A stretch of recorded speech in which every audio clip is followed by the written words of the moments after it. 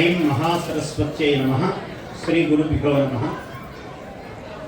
లక్ష్మీ నృసింహ శరణాభ్యాం నమః. యాదగిరిగుట్ట లక్ష్మీ నరసింహస్వామి శరణారవిందముల దగ్గర ఇవాళ రెండవ రోజు విష్ణు పురాణము గురించి మనం మాట్లాడుకుంటున్నాము.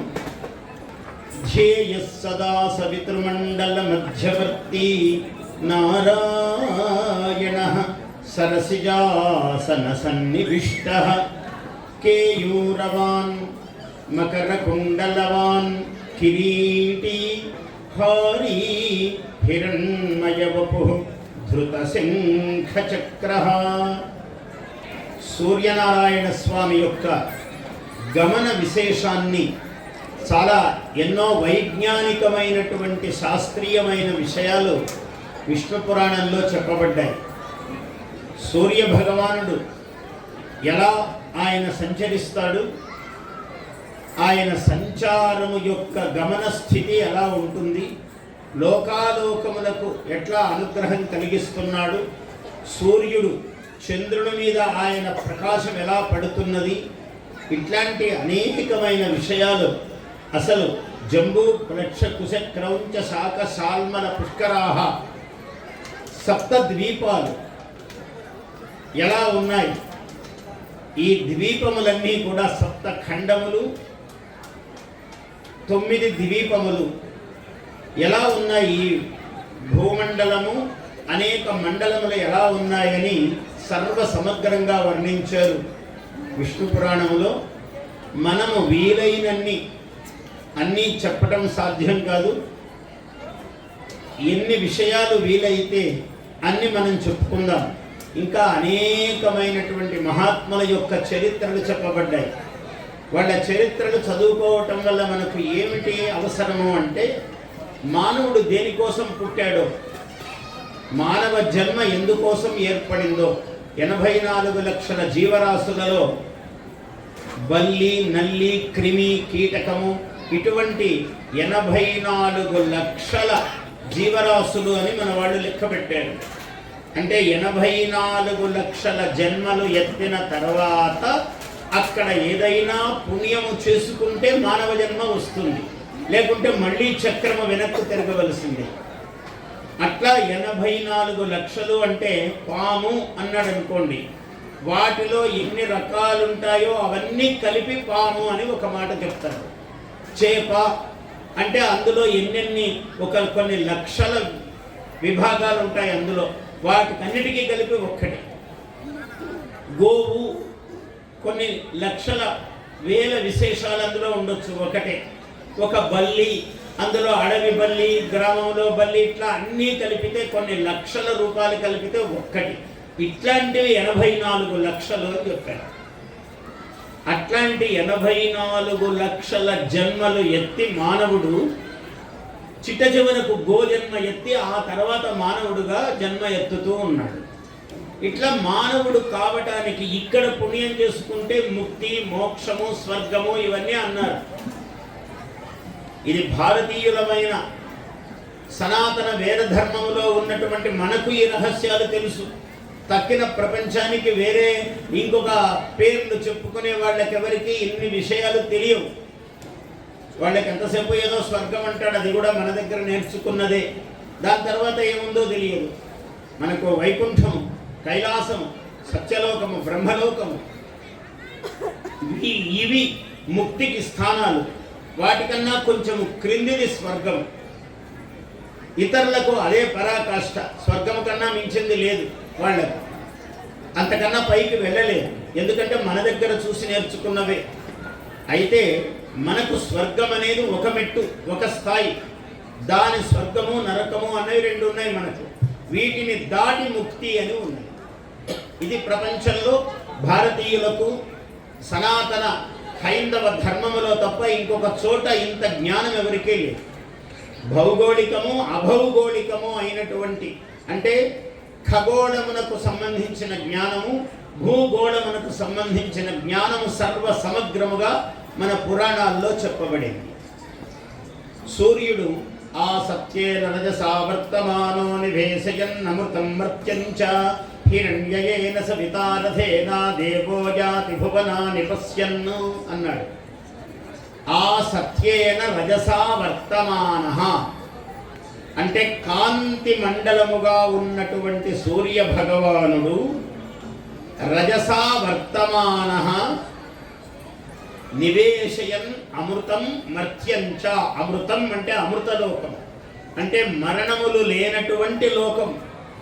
ఆ లోకమును మర్త్యం అంటే మర్త్యలోకము మనది, మరణము ఉన్నటువంటి లోకము. ఈ రెండు లోకములను ఏకకాలములో ఆయన తిరుగుతూ లోకములను ఆయన కిరణముల చేత పోషణ చేస్తూ ఉన్నాడు అన్నారు. ఆ కృష్ణే రజసా వర్తమానో, రెండు వేదములలోనూ యజుర్వేదములో ఒక మంత్రము, ఋగ్వేదములో ఒక మంత్రము, ఏ వేదమైనా సారాంశము అదే. ఆ కృష్ణేన రజసా వర్తమానో నివేశయన్ అమృతం మర్త్యం చ హిరణ్యయేన సవితా రథేన దేవో యాతి భువనాని పశ్యన్. ఈ భువనములనన్నింటినీ చూస్తూ ఉన్నాడు సూర్య భగవానుడు అన్నాడు. ఏమిటయ్యా, ఒక రాత్రి ఒక పగలు గడిచేటప్పటికీ 9,84,00,000 యోజనములు నడుస్తాడు సూర్యుడు. ఆయన ప్రయాణ పద్ధతి అన్నాడు. వాటిని మనము కిలోమీటర్లలో తీసుకుంటే యోజనము అంటే 13 కిలోమీటర్లు, 122,85,00,000 కిలోమీటర్లు ఆయన పగలు రాత్రికి అంత వేగముతో సూర్య భగవానుడు ఆయన రథము కదులుతూ ఉన్నది. అటువంటిది సూర్య గమనం. వస్వోకసారో అన్నాడు.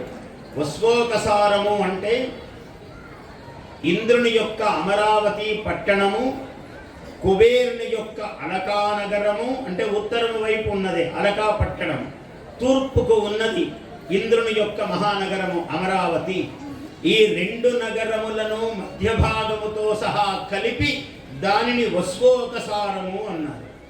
అటువంటి వస్వోకసారమును ఆయన అతివేగముగా రాత్రి పగళ్లను 30 భాగాలుగా చేశారు. 15 భాగాలు పగలు పూట, 15 భాగాలు రాత్రి పూట ఆయన నడుస్తూ ఉంటాడు. ఆ గమనములో అలా తిరిగినప్పుడు మనకు కనపడతాడు, మనకు కనపడకుండా ఉండడము అంతే భేదము తప్ప ఆయన అస్తమించడము ఉదయించడం అన్నది లేదు.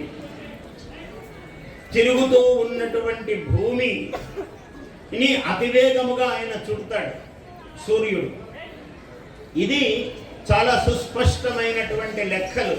అంటే ప్రపంచంలో నాసా పుట్టకముందు, అసలు ప్రపంచమే పుట్టకముందు భారతదేశం ఈ జ్ఞానమంతా లోకానికి అందించింది. ఇక్కడ అందరూ ప్రపంచములో భూభాగములో ఇతర దేశాలలో ఉన్న వాళ్ళందరూ సంస్కారం ఇంకా లేక ఆటవికముగా జీవిస్తూ చెట్ల బెరళ్లను ఆకులను వస్త్రాలుగా చుట్టుకుంటున్న కాలములో ఇక్కడ విశ్వవిద్యాలయాలు వెలిసాయి మన భారతదేశం. అంత గొప్పది ఈ భారతదేశం. ఆభరణాలు ఎట్లుండాలి, కిరీటాలు ఎట్లుండాలి, ఇవన్నీ అత్యంతమైనటువంటి నగిషి. ప్రపంచములోకెల్లా ధనము ఐశ్వర్యము కలిగినటువంటి దేశము భారతదేశం. ఇక్కడి నుంచే సంపద ప్రపంచానికంతా వెళ్ళింది. ఎక్కడ దేవుడు వెలసాడన్నా, ఎక్కడ ఆలయం ఉందన్నా, ఎక్కడ ప్రతిష్ఠ జరిగిందన్నా, నవరత్నములు అనేకమైనటువంటి నిధులు ఆ విగ్రహాల కింద మనకు ప్రతిష్టలో భాగముగా ఉన్నాయి సహజముగానే. ఇట్లా స్వయంభూ దేవతలు, మన యాదగిరి గుట్టలాగా స్వయంభూ లక్ష్మీనరసింహస్వామి ఒక పెద్ద గుహలో వెలిశాడు. ఇక్కడ నిధులు అంటే ఎవరు వెయ్యక్కర్లా, సహజముగా నిధులు కలిగినటువంటి పర్వతాగ్రములయందే స్వామి వెలుస్తాడు. ఈ కొండయే ఒక పెద్ద నిధి, నవనిధులు ఈ కొండ కింద ఉన్నాయి. ఇలా యుగయుగాల ముందు ఏర్పడినటువంటి ఒక ఆధ్యాత్మిక భూమి భారతదేశం. ఈ భారతదేశంలో విజ్ఞాన సర్వస్వము, జ్ఞానము విజ్ఞానము రెండు వెలిసే. అలా సూర్యుని యొక్క గమనం ఎట్లా ఉన్నదయ్యా? మేరోహ దక్షిణ దిగ్భాగే అన్నాడు. మొత్తము మేరు పర్వతమంతా కూడా ఉత్తరమునకు ఉన్నది. ఆ మేరువునకు దక్షిణ దిగ్భాగములో జంబూ ప్లక్ష కుశ క్రౌంచ శాక శాల్మల పుష్కర ఈ సప్త ద్వీపములు ఏర్పడ్డాయి. ఇవన్నీ కూడా ఇది మేరు పర్వతమునకు దక్షిణములో ఉన్నాయి. అందువల్ల మేరు పర్వతాన్ని మనం చెప్పేటప్పుడు మేరువు ఉత్తరానికి ఉన్నది. ఏమిటి మేరువు గొప్పతనము? మేరు పర్వతం అంటే బంగారు కొండ. అది మొత్తము పర్వతమే బంగారం. ఆ బంగారు పర్వతము హిమాలయములకు ఊర్ధ్వ భాగములో ఉన్నాయి. మేరు పర్వతము ఉన్నది. అక్కడ సర్వదేవతా నిలయం, మొత్తము దేవతలందరూ అక్కడే ఉన్నారు. దేవతా సర్వస్వము మేరు పర్వతము మీద ఉన్నాయి. అందుకనే శ్రీచక్ర మేరువు అని మనము పూజ చేస్తాం. శ్రీచక్రమును మేరువుగా అమ్మవారు అక్కడ మేరు మధ్య భాగములో బిందు స్థానములో అమ్మవారు శక్తి స్వరూపిణి ఉన్నది అని పూజ చేస్తారు.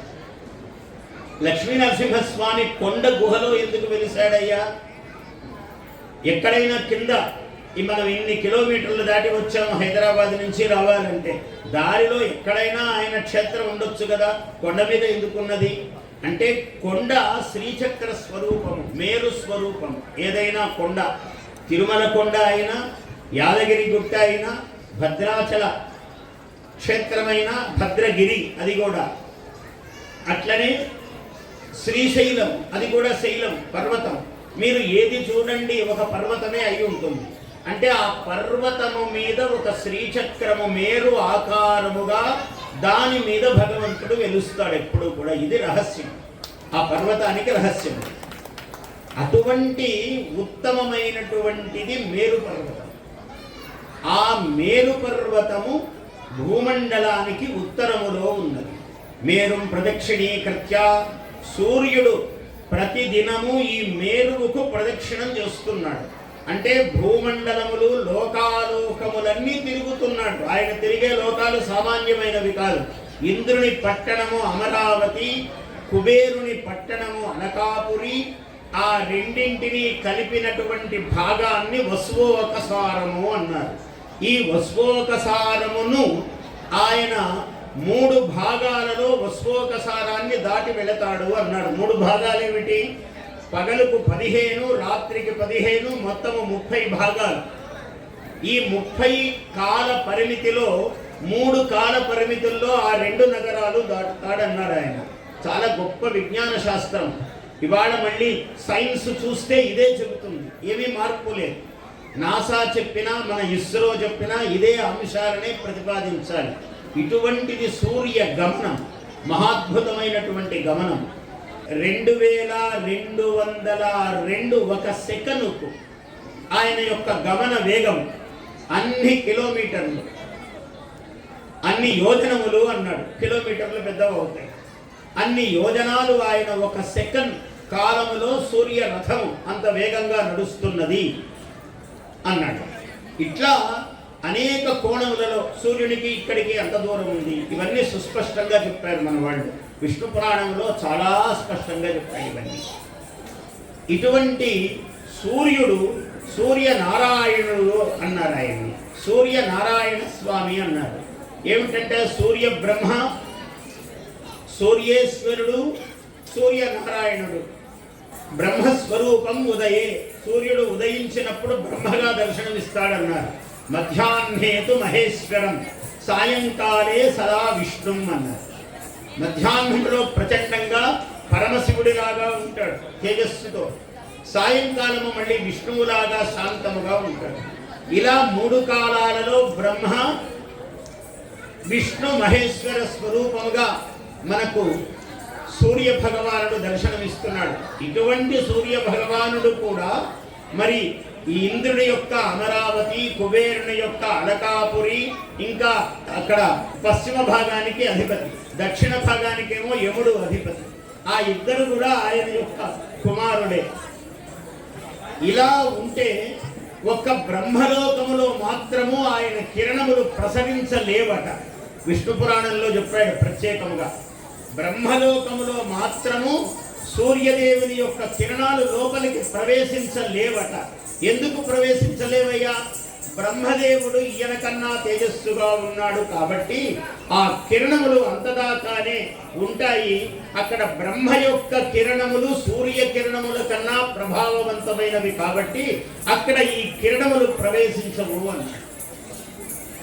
అంటే దక్షిణ భాగములో లోకములో విపరీతమైన చీకటి ఉన్నది, ఉత్తర భాగమంతా వెలుగు ఉన్నది. అందుకని దక్షిణాయనము ఉత్తరాయణము అని రెండు ఏర్పడుతూ ఉన్నాయి. దక్షిణాయనము ఏమిటి? కర్కాటక రాశిలో సూర్యుడు ప్రవేశించినప్పుడు దక్షిణాయనము ప్రారంభమవుతుంది. మకర రాశిలో సూర్యుడు ప్రవేశించినప్పుడు ఉత్తరాయణము మొదలవుతుంది. అందుకే మీ అందరికీ తెలుసు, ఉత్తరాయణ పుణ్యకాలము అంటారు, మకర సంక్రమణము అంటారు. ఈ మకర రాశిలో సూర్యుడు ప్రవేశించటమే ఉత్తరాయణ పుణ్యకాల ప్రారంభం. ఇలాగ 6 రాశులు గడుస్తాయి. అంటే మకరం అయ్యాక మకరం, కుంభం, మీనం, మేషం, వృషభం, మిథునం. మిథున రాశి దాకా 6 రాశులు. మళ్ళీ కటకం, కర్కాటకం వచ్చేటప్పటికి దక్షిణాయనం ప్రారంభం. ఇప్పుడు విషువత్ కాలము అంటారు. చాలా అద్భుతమైన ఈ పదాలు వింటే కూడా జన్మధన్యం. అటువంటి పదావళి ఇవన్నీ కూడా మీకు తెలుస్తాయి, తెలియవు కాదు, కొంచెం మనసు పెడితే తెలుస్తాయి. విషువత్ అన్నాడు. ఏమిటి విషువత్ అంటే? అంటే సూర్యుని యొక్క గమనములో ఇప్పుడు 15 భాగాలు అన్నాను. రాత్రి 15, పగలు 15. కానీ విషువత్ ఇప్పుడు ఈ ఆశ్వయుజ కార్తీక మాసాల్లో తులా విషువత్ అనేది ఉన్నది. ఈ విషువత్ అంటే ఏమిటంటే కాలము ఈ 30 భాగాలలో కొంచెం పెరుగుదల తగ్గుదల ఉంటుంది. అంటే ఇప్పుడు సూర్యుని గమనము వేగముగా ఉంటుంది. ఈ ఋతువులో, ఈ శరత్ ఋతువులో ఏమిటి వేగము? ఎందుకు అంటే పగలుకు 18 భాగాలు, తక్కిన భాగాలు రాత్రికి. అంటే వేగంగా నడుస్తాడనమాట ఆయన. 18 భాగాలు, 15 కాకుండా 18, 12 అవుతాయి. రాత్రికి 12, పగలుకు 18. అందువల్ల పగటి కాలము తగ్గి రాత్రి కాలము పెరుగుతుంది. దీన్ని తులా విషువత్ అంటారు. ఇప్పుడు ఈ కార్తీక మాసంలో, ఇటువంటి ఈ కార్తీక మాసంలో అందుకనే ఉదయము వేళ బ్రాహ్మణులు సంధ్యావందనం చేసి ఆయనకు అర్ఘ్యప్రదానం చేస్తారు. ఉదయ సంధ్య, మధ్యాహ్న సంధ్య, మళ్ళీ మధ్యాహ్నం, మళ్ళీ సాయంకాలం, సాయం సంధ్య. ఇలా అన్ని వేళల్లోనూ సంధ్యావందనము చేసి అర్ఘ్యప్రదానము చేయడము వలన ఈ జలములు ఈ మందేహులను పారద్రోలేటటువంటి శక్తికి ఉపయోగపడతాయి. అందువల్ల సంధ్యావందనాలు చేయాలి. వైశ్వదేవము అన్నారు. వైశ్వదేవం చిన్న యజ్ఞం. ఇది చెయ్యటం వల్ల అక్కడ వేల్చేటువంటి హవిస్సు, బ్రహ్మయజ్ఞములో చేసేటువంటి హవిస్సు ఆయనకు సూర్య భగవాను యొక్క బలానికి ఉపయోగపడుతుంది అన్నారు. ఇంత అద్భుతమైనటువంటివి ప్రపంచములో నిరంతరము మనము ఏ విషయాలను అనుభవిస్తున్నామో జ్ఞానముతో మనము ఇంత విజ్ఞానము జ్ఞానము భూమండలములో ఒక భారతదేశములోనే నిక్షిప్తమై ఉన్నది. ఇవాళకి కూడా పురాణాలు చదువుతూ ఉంటే ఇంత అద్భుతమైన విషయం ఉందా అని మాబోటి వాళ్ళు ఎప్పటికప్పుడు ఆశ్చర్యపోతూనే ఉంటారు. మేము ఆశ్చర్యపడుతున్నామంటే మా జ్ఞానానికి అందరి జ్ఞానం ఎంత ఉండాలి. మేమే ఏదో లోకంలో విద్వాంసులు పండితులు అని పేరు వచ్చిన వాళ్ళం. మాకు ఒక పాదము, ఒక అణువంత తెలుసు. కొన్ని కోట్ల పర్వతాలంత తెలుసుకోదగినది ఇంకా ఉన్నది. ఎప్పుడు చదివినా ఆశ్చర్యం కలుగుతుంది, ఇంకా ఇంత గొప్ప విషయాలు ఉన్నాయా అని. అవే మన పురాణములు. ఒక విష్ణు పురాణము చెప్పాలంటే ఒక 2 నెలలు 3 నెలలు ఒక్క విష్ణు పురాణము చెప్పడానికే పడుతుంది. అంత విశేషాలు ఉన్నాయి అందులో. ఇట్లా సూర్య భగవాను యొక్క కదలిక ఉత్తరాయణ దక్షిణాయనములు ఎలా ఏర్పడుతున్నాయి. ఉత్తరమంతా వెలుగు, దక్షిణమంతా చీకటి.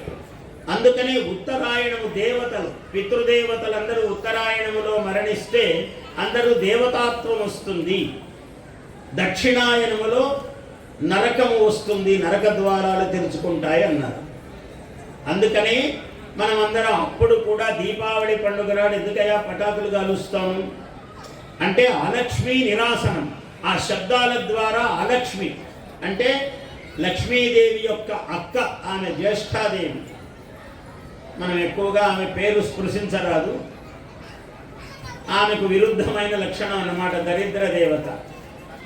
ఎక్కువగా ఆమె పేరు తెలవరాదు, మనం దూరంగా ఉండి నమస్కారం చేసి తల్లి అట్నుంచి అటు వెళ్ళిపో అని అనాలి. లక్ష్మీదేవిని 100 సార్లు చెప్పొచ్చు ఆమె పేరు, లక్ష్మీ లక్ష్మీ లక్ష్మీ అని, మహాలక్ష్మి అని ఆమె పేర్లు చెప్పొచ్చు ఎన్నిసార్లు అయినా. అందుకని ఆ అలక్ష్మీ దేవత వెళ్ళిపోవడానికి ఈ శబ్దాలన్నీ చెయ్యటం అన్నారు. దీపావళి నిన్ననే అయిపోయింది మనకు, అమావాస్య కాగానే కార్తీకం మొదలైంది మనకు. కాబట్టి ఈ అమావాస్య నాడు ఏం చేస్తున్నాము, ఈ కాకర పువ్వులు ఇవి ముందెప్పుడో గోగు కాడలు అని చెప్పేవాళ్ళు, కాలం మారిపోయింది. ఇప్పుడు గోగు ఎక్కడ దొరకాలి, గోంగూర కాడలు అన్నమాట, ఆ గోగు కాడలు అన్నారు. సరే, ఇప్పుడు కాకర పువ్వులైనా దక్షిణం వైపు ఇలా వెలుగు చూపించాలి అన్నాడు. అంటే అంతకుముందు పితృదేవతలు పితృపక్షములో కిందికి దిగిన వాళ్ళు వెళ్ళడానికి దక్షిణం వైపు ఇలా దారి చూపిస్తే దక్షిణం నుంచి ఉత్తరానికి ఉత్తమ లోకాలకు వెళతారు అని ఈ పటాకులు. మనకెందుకంటే పటాకులు కాలుస్తారనేటప్పటికీ అయ్యా కాలుష్యము అని చెప్తుంటారు. మన సనాతన ధర్మములోని పండుగలకు మాత్రమే వాడికి కాలుష్యం అని కనపడుతుంది ప్రపంచంలో. తక్కిన అందరూ చేసేటువంటి కాలుష్యం దీనికి 1000 రెట్లు అధికంగా ఉంటుంది. అప్పుడు ఎవరికి కాలుష్యం కనపడదు. హిందువులు పండుగ చేసుకున్నప్పుడు మాత్రమే కాలుష్యం అండి, వాయు కాలుష్యం అండి అని చెప్తుంటారు. అంటే మేధావులు ప్రపంచంలో అనేక రకాలుగా ఉంటారు. కానీ ఎవరిని ఏమనొద్దు, మన పని మనం ఎట్లా చేసుకోవాలో ముందుకెళ్తూ ఉండాలి. దీపావళి అంత గొప్పది. ఆ నరక చతుర్దశి, దీపావళి అవి దాటుకుని మనం కార్తీకంలో అడుగు పెట్టాం. కార్తీక స్నానము కృత్తికా స్నానము అన్నాడు. ఈ కార్తీక మాసంలో ఒక విశేషం ఏం చెప్పాడంటే స్నానం. మనకు ప్రతి మాసములోనూ స్నానానికి చాలా విశేషం. ఆపో వాయుదుగం సర్వం భూతాన్యాపః ప్రాణావా ఆపః పశవ ఆపః అన్నమాపః అన్నాడు. ఆపః అంటే జలము. ఆపస్సే మొట్టమొదట అంటే మహాభూతము ఆకాశము పుట్టిన తర్వాత వాయువు, ఈ రెండు కనపడవు, ఊరికే మనకు ఊహకు అందుతాయి. ఆకాశాద్ వాయు వాయోరగ్ని అగ్నేరాపః. ఒక విధానములో జలమే ప్రపంచమంతా ఎక్కువైపోవటం వల్ల 3 భాగాలు జలమే ఉన్నది ప్రపంచములో. అందువల్ల జలానికి ప్రాధాన్యం ఇచ్చారు మనవాళ్ళు. అందుకని మనం స్నానము, తెల్లవారు లేస్తే స్నానము. భారతీయుడి యొక్క లక్షణం ఏమిటంటే వాడు స్నానం చేయకుండా ఉండడు. వేరే దేశాల్లో వాళ్ళకి నీళ్లు ఉండవు, స్నానం చేయడు, ఊరికే ఆ అత్తరు సెంటు పూసుకొని తిరుగుతూ ఉంటారు. మనకు అది కుదరదు. మనకు లేవగానే నీళ్లు కావాలి. మన అన్ని పనులు నీళ్లతోనే జరుగుతూ ఉంటాయి. మనకు జలముతోనే అంత ప్రధానం మనకు జలం. అందువల్ల అటువంటి ఏ పండుగకు చెప్పినా స్నానము దానము చాలా ఉత్తముడు. దానం ఎవడు చేస్తాడండి? ఉన్నవాడు చేస్తాడు. ఈ దేశంలో ప్రతివాడు ఉన్నవాడే. ఈ దేశంలో పుట్టడమే వాడు కలిమి ఐశ్వర్యవంతుడు. తన దగ్గర ఏది ఉందో అది ఇచ్చేవాడు వాడు ఉత్తముడు. వాడికి ఏదో పెద్ద నాకు 1 కోటి రూపాయలు ఉంటే నేను ఇస్తానండి అనేవాడు వాడు ఎప్పుడు ఇవ్వడనే అర్థం. 10 రూపాయలు చేతిలో ఉన్న 1 రూపాయి 10 పైసలు దానం చేసేవాడే స్థిరమైన దానం దాత. అందువల్ల స్నానం అన్నాడు. ఈ కార్తీక మాసంలో కృత్తికా స్నానము అన్నాడు. కృత్తికా నక్షత్రం చాలా గొప్పది. నక్షత్రాలలోకెల్లా మామూలు అశ్విని భరణి అని చెప్తాము, కానీ వేదములో ఎప్పుడూ కృత్తికా నక్షత్రంతోనే వేదమంత్రాలు మొదలవుతాయి. అందువల్ల కృత్తిక వైదికంగా చాలా ప్రారంభ నక్షత్రం. కుమారస్వామి నక్షత్రం అంటే మురుగన్, తమిళనాడులో స్వామిని ఎక్కువ కొలుస్తారు మనకు. కాబట్టి కృత్తికా నక్షత్రం. ఈ కృత్తికా నక్షత్రం ఎప్పుడు వస్తుందండి అంటే కృత్తికా నక్షత్రము పూర్ణిమ నాడు వస్తుంది. కాబట్టే ఇది కార్తీక మాసం. అశ్విని నక్షత్రము పూర్ణిమ నాడు వచ్చినందుకు ఆశ్వయుజ మాసం అయ్యింది. చిత్తా నక్షత్రం పూర్ణిమ నాడు వస్తే చైత్ర మాసం అయ్యింది. ఇలా అన్ని మాసాలు. విశాఖ నక్షత్రము పూర్ణిమ నాడు కలిసి వస్తే అది వైశాఖ మాసం. ఇలా నక్షత్రాన్ని బట్టి మాసములు ఏర్పడుతున్నాయి మనకు. అలా ఇప్పుడు ఈ కృత్తికా నక్షత్రము పూర్ణిమాయుక్తముగా వచ్చింది కాబట్టి కార్తీక మాసం. అంటే కార్తీక శుద్ధ చతుర్దశి నాడు ఉపవాసము ఉండి పూర్ణిమ నాడు నదీ స్నానము చెయ్యాలి అన్నాడు. దగ్గరలో ఏదైనా తటాకము ఉంటే మంచిదే, లేదు చెరువు, లేదు ఇంకెక్కడైనా నది ఉంటే వెళ్ళాలి. అయ్యా నేను దేనికి కుదరలేదు, భాండము ఇంట్లో బకెట్ ఉన్నది, గంగే చ యమునే కృష్ణే గోదావరి సరస్వతి నర్మదే సింధు కావేర్యో జలేస్మిన్ సన్నిధిం కురు అంటే ఆ మంత్రం చెబితే అన్ని నీళ్లలో కావేరి గంగా తుంగ అన్నీ వచ్చినట్లే. ఇంత శ్లోకం కూడా మేము చెప్పలేము గురువు గారు అంటే ఏమక్కర్లేదు, గంగా గంగా గంగా అంటే చాలు, గంగా అందులోకి వచ్చింది. ఇది అనలేకేమైంది మనకు, అందరూ గంగా గంగా గంగా అనండి ఒక్కసారి గట్టిగా, ఇంకా గట్టిగా, గంగా గంగా గంగా.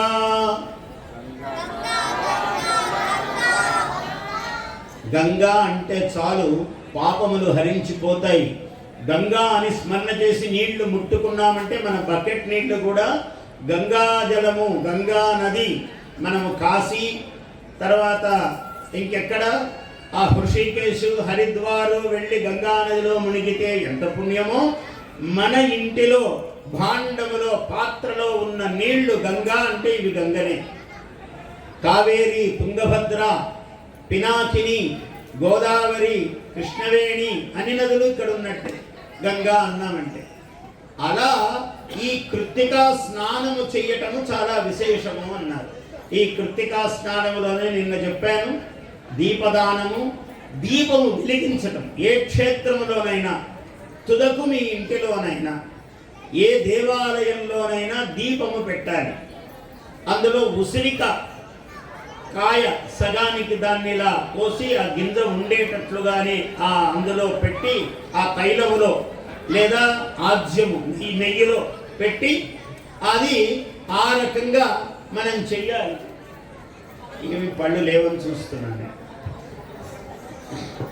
ఆ విధంగా దీపము చాలా ప్రశస్తమైన పుణ్యము.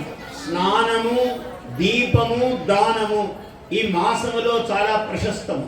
ఇవన్నీ కూడా చాలా విశేషంగా విష్ణు పురాణంలో చెప్తున్నాడు. సూర్యదేవుడు ఆయన అస్తమించడు, ఉదయించడు. ఒక కుమ్మరి చక్రం ఎట్లా ఉంటుంది, కుమ్మరి చక్రం అంటే కూడా చాలా మందికి ఆ అనుభవం ఉండదు. ఏదో కుమ్మరిని ఎప్పుడు చూశారు, కుండలు చేయడం ఎప్పుడు చూశారు, అవన్నీ సౌభాగ్యాలు ఇప్పుడు అంత కనపడవు సులభంగా మనకు. అన్నిటికీ యంత్రాలు వచ్చేసాయి. ఈ కుమ్మరి ఇలా తిప్పుతూ ఉంటాడు ఒక చక్రమును, ఆ మధ్యలో మట్టి పెడతాడు. ఆ కుమ్మరి చక్రము వలె ఆ మధ్యలో సూర్యుడు ఉంటాడు. మొత్తం భువన మండలం అంతా కూడా ఇలా తిరుగుతుంది అని చెప్తాడు. అలా సూర్యుడి యొక్క గమనము ఉంటుంది అన్నాడు. ఇలా ఉండగా ఈ విష్ణు పురాణమును వ్యాసుల వారు అన్ని పురాణాలు రాశారు. అయితే పరాశర మహర్షి, పరాశరుడు అంటే వ్యాసుడి యొక్క తండ్రి, పరాశరుడే ఇది రాశారు ఈ విష్ణు పురాణము అన్నారు. చాలా గొప్ప పురాణము విష్ణు పురాణం. చాలా జ్ఞాన విజ్ఞాన సర్వస్వం ఈ పురాణం. సరే, ఇక్కడ ఏమైందంటే ఒక విశేషం చెప్తున్నాడు. మైత్రేయుడు అనే ఒక మహర్షి పరాశరుణ్ణి అడిగాడు, అయ్యా మహానుభావ, భరతుడు అని ఒక ఆయన ఉన్నాడు. భరతుడు అంటే మన దేశానికి పేరు వచ్చింది కదా ఒక భరతుడు. ఆ భరతుడు వేరే, ఈ భరతుడు వేరు. ఇలా ముగ్గురు నలుగురు భరతులను బట్టి మన దేశానికి భారతదేశము అనే పేరు వచ్చింది. ఇందులో ఒక భరతుడు ఈయన. ఈ భరతుడు చాలా గొప్పవాడు. తెల్లవారలేస్తే అచ్యుత, కేశవ, గోవింద, నారాయణ, మాధవ, మధుసూదన ఇవే పేర్లు అంటుంటాడట ఎప్పుడు. ఆయన గొప్ప చక్రవర్తి, ఏదో మామూలు వ్యక్తి కాదు ఆయన. మొత్తము చక్రవర్తులు అంటే ఏదో ఇప్పటి రాజుల్లాగా ఇంతింత భాగానికి ఇన్నిన్నేళ్ళని 5 ఏళ్లకు అట్లా రాజులు కాదు వాళ్ళు. మొత్తం భూమండలానికంతా రాజులు. వాళ్ళు ఉన్నని నాళ్ళు వాళ్ళే రాజులు. అట్లాంటి వాళ్ళు. అటువంటి మహాచక్రవర్తి ఆయన. ప్రజలను కన్నబిడ్డల వలె పరిపాలనము చేసేటువంటి మహానుభావుడు ఈ భరతుడు. చాలా గొప్పవాడు. అటువంటి ప్రజలను కన్నబిడ్డల వలె పరిపాలించేటువంటి భరతుడు మహా తపస్సంపన్నుడు, చాలా గొప్పవాడు. ఆయన నిరంతరము నారాయణ ధ్యానం చేసేటువంటి పుణ్యాత్ముడు. ఇటువంటి పుణ్యాత్ముడు రాజ్యములో ఎన్నో వేల ఏళ్ళు పరిపాలనము చేసి ఇంకా అన్ని భౌతికమైనటువంటి అన్ని సుఖాలకు దూరముగా ఉండి ఆయన ఒక నదీ తీరమునకు వెళ్ళాడు. ఒక రోజు సంధ్యావందనము చేయడానికి వెళ్ళాడు. ఆ నదిలో దిగి స్నానం చేసి సూర్యుడికి అర్ఘ్యప్రదానం చేశాడు. చేసి ఆ గట్టున కూర్చొని జపం చేసుకుంటూ కూర్చున్నాడు ఈ మహానుభావుడు. జపం చేసుకుంటూ కూర్చుండగా అక్కడ ఒక జింక, అది గర్భము దాల్చి ఉన్నది, గర్భవతి. ఆ జింక, ఆడు జింక, అది పాపం పరిగెత్తుకుంటూ వచ్చింది. ఎందుకు? ఏదో వెనకల ఒక సింహమో పులియో తరుముతూ ఉన్నది దాన్ని. ఇది గర్భవతి.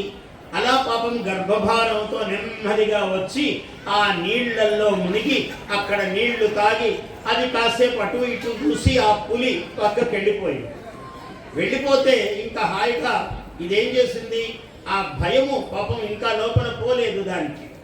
ఆ భయం చేత జింక గర్భవతి కదా, అది నెమ్మదిగా ఆ భయముతో అట్లాగే గర్భస్రావమయ్యి నెమ్మదిగా కాన్పు అయింది. ఓ జింక పిల్ల పుట్టింది. ఇక్కడ జింక పిల్ల పుట్టి తాను భయముతో ఇట్లా కాన్పు అయింది. దానికి భయము, గుండె దడదడ ఒకవైపు అలా ఉంది. నెమ్మదిగా తీరంలో ప్రాణం వదిలింది. ఈ చిన్న జింక పిల్లను ఒడ్డున వదిలేసి పుట్టగానే అది ప్రాణం వదిలేసింది. వదిలేస్తూనే పాపం ఈయన మహానుభావుడు చక్రవర్తి భరతుడు, ఈయన పేరు చూశాడు. చాలా దయాన్వితుడు ఆయన, చాలా గొప్పవాడు, మహానుభావుడు, తపస్వి. ఆయనకు దయ కలిగింది. అయ్యో ఈ జింక పిల్ల, దీన్ని ఎవరు పోషిస్తారు? తల్లి ప్రాణము వదిలేసింది, వెనక భయముతో ఇక్కడికి వచ్చింది. ఇక్కడ ఈయన చక్రవర్తి కూర్చుని ఉండగా ఆ ఒడ్డున పిల్లను వదిలేసి అది ప్రాణం వదిలింది. అయ్యో ఇంత దీనికి ఎవరూ దిక్కులేరు కదా అని ఆ జింకను చేరదీశాడు, ఇంటికి తీసుకెళ్ళాడు. దానికి నెమ్మదిగా పాలు పోసి దానికి ఏమేం కావాలో ఆహారం పెట్టి అలా అలా అలా కొన్నాళ్ళకు ఆ జింక పిల్ల చాలా పెద్దదైంది. పెద్దదైతే ఇది రోజు కొంచెం మేత మెయ్యడానికి అలా వెళ్ళేది. ఇంకా అలా ఇలా ఊరి వైపు చుట్టూ వెళుతూ అది కొన్నాళ్లకు అడవికి కూడా వెళ్ళి రాగలిగినంత ధైర్యం వచ్చినంత పెద్దదయ్యింది. పాపం అన్ని బంధాలు వదులుకున్నాడు రాజుగారు, మహాచక్రవర్తి ధర్మాత్ముడు. అన్ని బంధాలు వదులుకున్నా దీనితో బంధం మొదలైంది ఆయన. ఇది అడవికి పోయిందంటే ఎప్పుడు వస్తుందో, ఏమైనా మృగం ఏమైనా చేసిందా అని మనస్సు పాపం దాని వెంట పరిగెడుతూ నారాయణ స్మరణ నిరంతరము చేసేవాడు ఈ జింకను స్మరించటం మొదలుపెట్టాడు. దాని మీద మనస్సు పోతూ ఉంది. అందువల్ల రోజు ఇది వచ్చేదాకా పాపం ఈయన ప్రాణాలన్నీ దాని మీద ఉంటాయి. ధర్మమే, అధార్మికుడు కాదు ఆయన. కాకుంటే దీనితో బంధం ఏర్పడింది. ఆ జింక పిల్ల ఎప్పుడు వస్తుందా అని చూసేవాడు. సాయంత్రం అది ఇంటికి వస్తే అబ్బా అని హాయిగా ఆనందంగా అనుకునేవాడు. మళ్ళీ అది పొద్దున అది వెళితే ఎప్పుడు వస్తుందో ఏమవుతుందో అని భయపడుతూ ఇలా మనస్సు దాని యందు ఒక బంధం ఏర్పడింది. ఏర్పడి ఆయన పెద్దవాడయ్యాడు. ఇంకా రాజ్యము ఆ పిల్లలకు అప్పచెప్పాడు. చెప్పి ఇంకా ఆయన ప్రాణము వదలవలసి ఉన్నప్పుడు కూడా ఈ జింకనే స్మరిస్తూ స్మరిస్తూ స్మరిస్తూ ప్రాణం వదిలాడు. అంతకాలేచ మామేవ స్మరన్ ముక్త్వా కళేబరం అన్నాడు భగవద్గీతలో. చిట్ట చివరి కాలములో నన్నే స్మరిస్తూ ఎవడైతే నన్ను ధ్యానిస్తూ ప్రాణము వదులుతాడో వాడు నన్నే చేరుతాడు అన్నాడు కృష్ణ పరమాత్మ భగవద్గీతలో. ఇక్కడ అంతకాలములో ఏది స్మరిస్తే మానవుడు మళ్ళీ అదే జన్మ వస్తుంది వాడికి. ఇలా ఈయన ఏం చేశాడు, ఆ జింకను స్మరించటం వల్ల ఒక జింకగా పుట్టాడు మరుజన్మలో ఆయన. ఈయన పరిపాలించిన రాజ్యము సాలగ్రామ క్షేత్రం. క్షేత్రము, చాలా గొప్ప క్షేత్రం. సాలగ్రామం అంటే మహావిష్ణువు ఉండే ఒక సాలగ్రామం అనేది రాయి. ఇవి గండకీ నదిలో దొరుకుతాయి. ఆ సాలగ్రామము అనేది, సాలగ్రామే నిత్యం సన్నిహితో విష్ణు అన్నారు.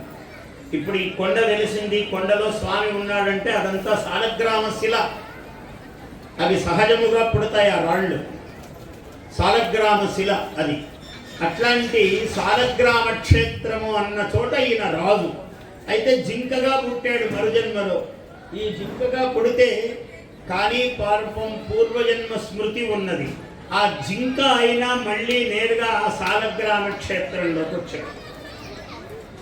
వచ్చి ఈ జన్మను త్వరగా వదిలేస్తే బాగుంటుంది అని ఆ సాలగ్రామ దాంట్లో ఆయన త్వరగానే జన్మ వదిలేశాడు.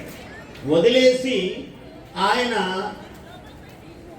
పుణ్య పరిపాకము చేత పూర్వజన్మలో చేసినటువంటి పుణ్యమును ఆధారం చేసుకొని ఒక బ్రాహ్మణుని ఇంటిలో బ్రాహ్మణుడుగా పుట్టాడు. ఆయనేమో మహాచక్రవర్తి, మళ్ళీ జింక జన్మమెత్తాడు. అక్కడి నుంచి ఒక బ్రాహ్మణుడుగా జన్మమెత్తాడు. ఈ బ్రాహ్మణుడు ఏమిటి, ఈయన పేరేమిటి అంటే జాతస్మరుడు అనే పేరు ఆయనకు.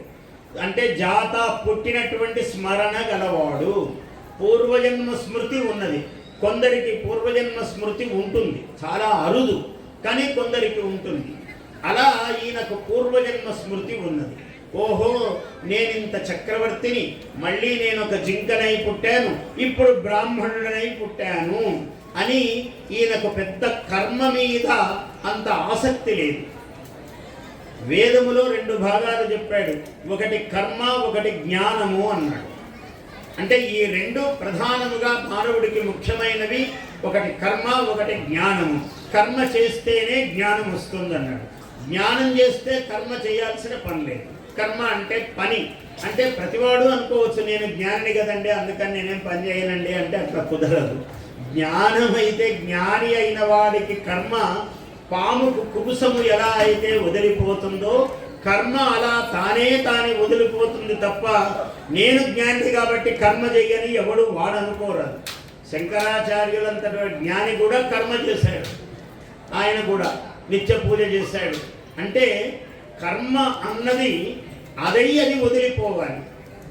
పాముకు కుబుసము వదిలిపోయినట్లుగా పాము కుబుసము తాను విడవదు, అదే విడిచిపోతుంది, తాను వదిలించుకుంటుంది పామును. అలాగా జ్ఞానము కర్మ అని 2 ఉన్నాయి. ఇందులో ఈయన జ్ఞానవంతుడు కావటం వల్ల కర్మ చేసేవాడు కాదు. ఈయన బ్రాహ్మణ కృత్యములైన సంధ్యావందనాదులు ఏవి చేసేవాడు కాదు, పెద్ద పట్టించుకునేవాడు కాదు. కొన్నాళ్లకు ఎలాగా ఉన్నాడంటే ఈయన శుభ్రత ఉండేది కాదు. ఏదైనా పక్వమైన పదార్థము తినాలి అంటే అలా ఏమి లేదు, పచ్చి ధాన్యం అట్లే తినేవాడు, పొట్టు తీయకుండా తినేవాడు. ఇలా అయ్యేప్పటికీ ఆయన చాలా బలిష్టమైన శరీరము వచ్చింది. ఆయనకి చాలా బలిష్ఠుడయ్యాడు. అయితే బ్రాహ్మణ కర్మ చెయ్యటం లేదు కదా అని ఈయనని ఈ పనుల్లో ఆ పనుల్లో అందరూ నియోగించేవాడు. ఈయనని, ఈ మహానుభావుని ఈ పని ఆ పని చెప్పేవాళ్ళు అందరూ. ఏ పని చెప్పినా చేసేవాడు. ఎందుకంటే ఆయన జ్ఞాని, తెలుసు ఆయనకి నేను ఈ కర్మ ఎందుకు చేస్తున్నాను, ఒకరికి సేవ ఎందుకు చేస్తున్నాను అంటే ఈ సేవ చేయటం వల్ల నా పాపము కొంత తరిగిపోతుంది అనే భావన ఉన్న మహానుభావుడి. అందువల్ల ఇవన్నీ చేస్తూ ఉండేవాడు. ఒక రాజు చూశాడు, ఆయన ఏదో యాగం చేస్తున్నాడు, ఏదో పెద్ద యాగం, దాంట్లో ఒక నరబలి ఇవ్వాలి. ఈ వీడెవడో బ్రాహ్మణుడు బాగానే ఉన్నాడు బలిష్టంగా, వీడిని తీసుకెళ్ళి బలిస్తే మంచిది అని అనుకున్నాడు. దుర్మార్గంగా ఈయనని పాపం అమాయకుడు ఈయన, నువ్వు రావయ్యా అంటే వచ్చాడు. ఈయనని తీసుకెళ్తున్నారు. ఎక్కడికి తీసుకెళ్తున్నారంటే ఏదో బలికి తీసుకెళ్తున్నారు. తీసుకెళ్తుంటే అక్కడ అమ్మవారు గ్రహించింది, అయ్యో వీడు చాలా జ్ఞాని మహానుభావుడు, ఈ దుర్మార్గుడు వీడిని ప్రాణము తీయడానికి ఎత్తు వేశాడా అనుకుని ఆ ఖడ్గము అమ్మవారే తీసుకుని ఆ రాజునే సంహరించింది. ఇతడు అమాయకుడు, ఏమీ తెలియదు. అమ్మవారు వచ్చి ఈయన జ్ఞాని, చాలా గొప్పవాడు, పూర్వజన్మ సంస్కారం అపూర్వంగా కలవాడు, ఇంత గొప్పవాడు కాబట్టి అమ్మవారు ఆ ఎవరైతే చంపడానికి సిద్ధమయ్యాడో వాడి కత్తిని ఆమె తీసుకుని ఆ రాజునే సంహరించింది. అట్లా ఇతడు ఇంత ఉత్తమమైనటువంటి జీవితాన్ని గడుపుతూ ఉన్నాడు. కానీ అమాయకుడు మొరటుగా జీవితంలో పెరుగుతూ ఉన్నాడు. ఒక రాజుగారు ఎవరంటే వాళ్ళు కూలి పనికి ఉపయోగించేవాడు, కానీ కూలి తీసుకునేవాడు కాదు. ఒకనాడు ఒక మహానుభావుడు సవ్వీర రాజు అని ఆయన ఏం చేశాడంటే, ఆయన కూడా చాలా పుణ్యాత్ముడు. ఆ రాజు కపిల మహర్షి దగ్గరకు వెళుతూ ఉన్నాడు. ఏవో కొన్ని ధర్మ సందేహాలు తెలుసుకోవాలి అని. కపిలుడు చాలా గొప్పవాడు, విష్ణు అంశ సంభూతుడు కపిల మహర్షి. అటువంటి మహర్షి దగ్గరికి వెళ్ళాలని రాజుగారు పల్లకిలో బయలుదేరారు. ఆ బోయీలు పల్లకిని మోస్తారు కదా, బోయీలు అలా మోస్తూ ఉండేవాడు. ఒక చోట ఈయన కనపడ్డాడు, ఆ ఊరు దాటుతూ ఉంటే. ఇక్కడ ఈ బ్రాహ్మడు, ఈ బలవంతుడు ఈయన ఉన్నాడు కదా, ఈయన చేత పల్లకి మోయిద్దామని ఆ బోయీలు మోస్తున్న వాళ్ళలో ఒకడు మాట్లాడి, ఏమయ్యా నువ్వు పల్లకి మోస్తావా అంటే మోస్తానన్నాడు. ఆ వాడు తప్పుకుని ఈయనకు భుజం అప్పచెప్పాడు. ఈయన మోస్తూ ఉన్నాడు. మోస్తూ ఉండగా ఈయనకు పూర్వజన్మలో ఏం పేరు వచ్చింది, భరతుడు కదా. ఎప్పుడైతే ఇలా అయిపోయాడో ఈ జింకతో ఆయన్ని జడభరతుడు అన్నారు. జడం అంటే కదలకుండా ఉండేవాడు ఒక చోట, కొంచెము పెద్ద ఉత్సాహంగా తెలివిగా లేకుండా ఉండేవాడిని జడుడు అంటారు. అట్లాంటి జడభరతుడు అయ్యాడు ఈయన. ఈ పూర్వజన్మలో జడభరతుడుగా ఉన్న ఇతడు ఈ పల్లకిని మోస్తూ ఉన్నాడు. అలవాటు లేని కదా పాపం, అలవాటు లేని పని, అడుగులు అక్కడక్కడ వేస్తూ తడబడుతూ ఉన్నాడు. రాజుగారు అన్నారు, ఏమిటయ్యా సరిగ్గా నడువు అన్నాడు. సరిగ్గా నడవటం లేదు, ఎందుకు పల్లకి ఇలా ఇలా తూగుతోంది అన్నాడు. అంటే అంత బాగానే నడుస్తున్నామండి అన్నాడు. మళ్ళీ కాసేపు నడుస్తుండగా తేడా వస్తోంది. ఎందుకయ్యా కష్టం, ఎవరు నువ్వు, ఎందుకు తేడాగా నడుస్తున్నావు అన్నాడు ఆ పైన కూర్చున్న రాజు. ఏమైనా నీవు ఈ పల్లకిని ఏమైనా బరువు అయిందా, నీకు సరిగ్గా మోయలేకపోతున్నావా అన్నాడు. అంటే ఆయన అన్నాడు, నేనెవరో చెప్తాను, నేను అన్నది వేరే, చెప్పవలసినది ఏమీ లేదు, నా పల్లకి తొణుకుతున్నది అన్నాడు ఆయన. నా పల్లకి అంటున్నావు కదా, నువ్వెవరో తెలుసా, నేనెవరో తెలుసా అని అన్నాడు. ఏంటి ఇతను ఏదో వేరేగా మాట్లాడుతున్నాడు అనుకున్నాడు. అనుకుని, అయినా ఇంత బలంగా ఇంత లావుగా ఉన్నావు కదా అయ్యా, నువ్వు ఈ మాత్రం పల్లకి సరిగ్గా మొయ్యలేవా అన్నాడు రాజు. అంటే బలంగా ఉన్నానంటే నా శరీరమా, ఆత్మనా, బుద్ధియా, ఏది బలంగా ఉన్నదని నువ్వు అనుకుంటున్నావు అన్నాడు. వీడేదో సామాన్యుడుగా ఉన్నట్టు లేడే అని రాజుకు ఒక ఆలోచన మొదలైంది. ఇలా ప్రతి ప్రశ్నకు అతను ఒక కొత్త కోణంలో సమాధానం చెప్తూ ఉన్నాడు. మరి ఈ మాత్రం బరువు మొయ్యలేవా నువ్వు, నేనెంత బలం ఉన్నాను, పల్లకి ఎంతుంది, నువ్వు బరువు మొయ్యలేవా అన్నాడు. దీని పేరు పల్లకీనా అని అడిగాడు. అంటే నువ్వు మోస్తున్నది పల్లకి కాదా అన్నాడు.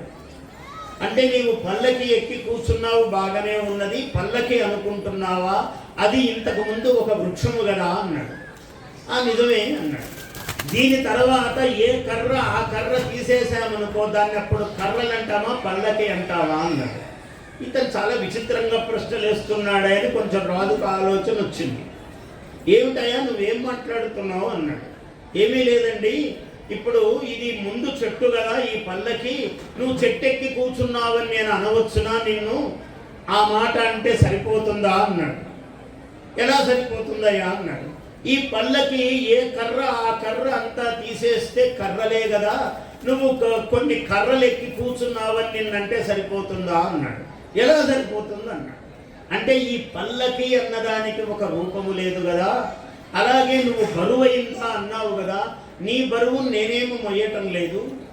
ఈ నేను అన్నవాడిని ఎవడిని నేను, నా కాళ్ళు రెండు ఉన్నాయి కదా, ఇప్పుడు నా ఈ భుజముల మీద నీ బరువు ఉన్నది, ఈ భుజములు ఈ నడుము మీద బరువు పడుతూ ఉన్నది, ఈ నడుముకు ఈ తొడలు ఆధారం, ఈ తొడలకు మోకాళ్ళు ఆధారం, మోకాళ్లకు పాదాలు ఆధారం. ఇప్పుడు ఎవరి బరువు ఎవరు మోస్తున్నట్లు అన్నాడు. ప్రతి మాట విచిత్రంగా మాట్లాడుతున్నాడు, తాత్వికంగా విచిత్రమే కానీ చాలా అర్థవంతమైన మాటలు మాట్లాడుతున్నారు. ఏదో తెలివి తక్కువ వాడు మాట్లాడటం లేదు, మహాజ్ఞాని మాట్లాడుతూ ఉన్నాడు. ఇవన్నీ అడిగేటప్పటికీ నీ శరీరము ఇప్పుడు ఈ పెదవులు ఉన్నాయి, నాలుక ఉంది, నేను నాలుకను అని మాట్లాడుతుందా? నేను చెవిని అని చెవి మాట్లాడుతుందా? నేను చెయ్యి అని చెయ్యి మాట్లాడుతుందా? అంటే ఇవేమీ కానిది ఒకటి ఉంది కదా మనలో. మరి అది కదా నేను అంటున్నది. నేను అంటే ఈ శరీరమా అని మొదలుపెట్టాడు.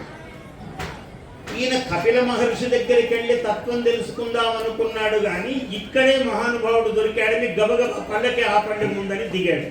దిగి కాళ్ళ మీద పడ్డాడు. మహానుభావ, నిజంగా నేనెవరు అని అడిగితే మీరు ఇన్ని విషయాలు చెప్పారు, మీరెవరో సామాన్యులుగా నాకు అనిపించడం లేదు మహాత్మా. నేను కపిల మహర్షి దగ్గరికి వెళ్ళవలసినంత అవసరము లేదు. మీరే కపిల మహర్షి, మీరే నారాయణమూర్తి నన్ను అనుగ్రహించడానికి వచ్చారని నేను అనుకుంటున్నాను. నాకు తత్వోపదేశం చేయండి అని ఆయన నా అపరాధాన్ని మన్నించండి. ఇంతదాకా మీ వంటి మహాత్ముల చేత పల్లకి మోయించిన పాపము నాకు తగలకుండా నన్ను కటాక్షించండి అని మహావివేకవంతుడు ఆ రాజు, ఆ సవ్వీర రాజు వెంటనే కాళ్ళ మీద పడి పాదాలు పట్టుకున్నాడు ఈయనను, ఈ బ్రాహ్మణోత్తముని. ఇంకా అక్కడి నుంచి బ్రహ్మ విద్యా ప్రసంగము మొదలైంది. బ్రహ్మ విద్యా ప్రసంగం ఎప్పుడో మొదలైంది. ఈ శరీరము నీవా అని అన్నాడు.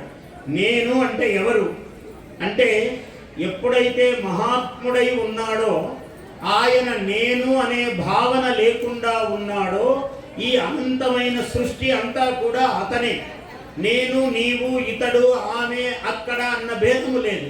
చెట్టు పుట్ట అన్నింటి యందు ఆయన పరాత్పర తత్వమును అనుభవిస్తూ ఉన్నవాడు మహాత్ముడు, సామాన్యుడుగా. అందువల్ల ఆయనకు బరువు అనిపించలేదు. సరిగ్గా నడవటము నడవకపోవటము అన్న భేదము లేదు. ఇలా ఏకాకారముగా ఉన్నది. అందువల్ల ఆయన అట్లా మాట్లాడగలుగుతున్నాడు. వేదాంతము అనుష్ఠానములోకి రావాలి, అనుభవములోనికి రావాలి. అందువల్ల అలా మాట్లాడగలడు. అదే శుకమహర్షి వ్యాసుని యొక్క కుమారుడు శుకుడు భాగవతము ప్రారంభం చేసేటప్పుడు నాకు తత్వోపదేశం చెయ్యండి అని అడిగాడు తండ్రిని. అడిగితే అప్పుడు ఆయన శుకుడు ముందు నడిచి వెళుతున్నాడు. 16 ఏళ్ల వయస్సు వాడు. ఆయన నగ్నముగా వెళుతున్నాడు, వస్త్రాలు కట్టుకోలేదు.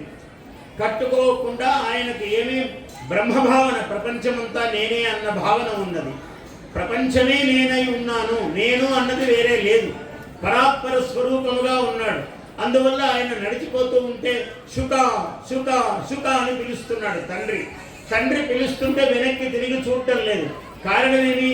చెట్టులో, ఆకులో, పుట్టలో అన్ని చోట్ల శుక అని ప్రతిధ్వనిస్తున్నది. సర్వం బ్రహ్మమయం జగత్. ఆయనకు ప్రపంచమంతా బ్రహ్మగా భాషిస్తూ ఉన్నది.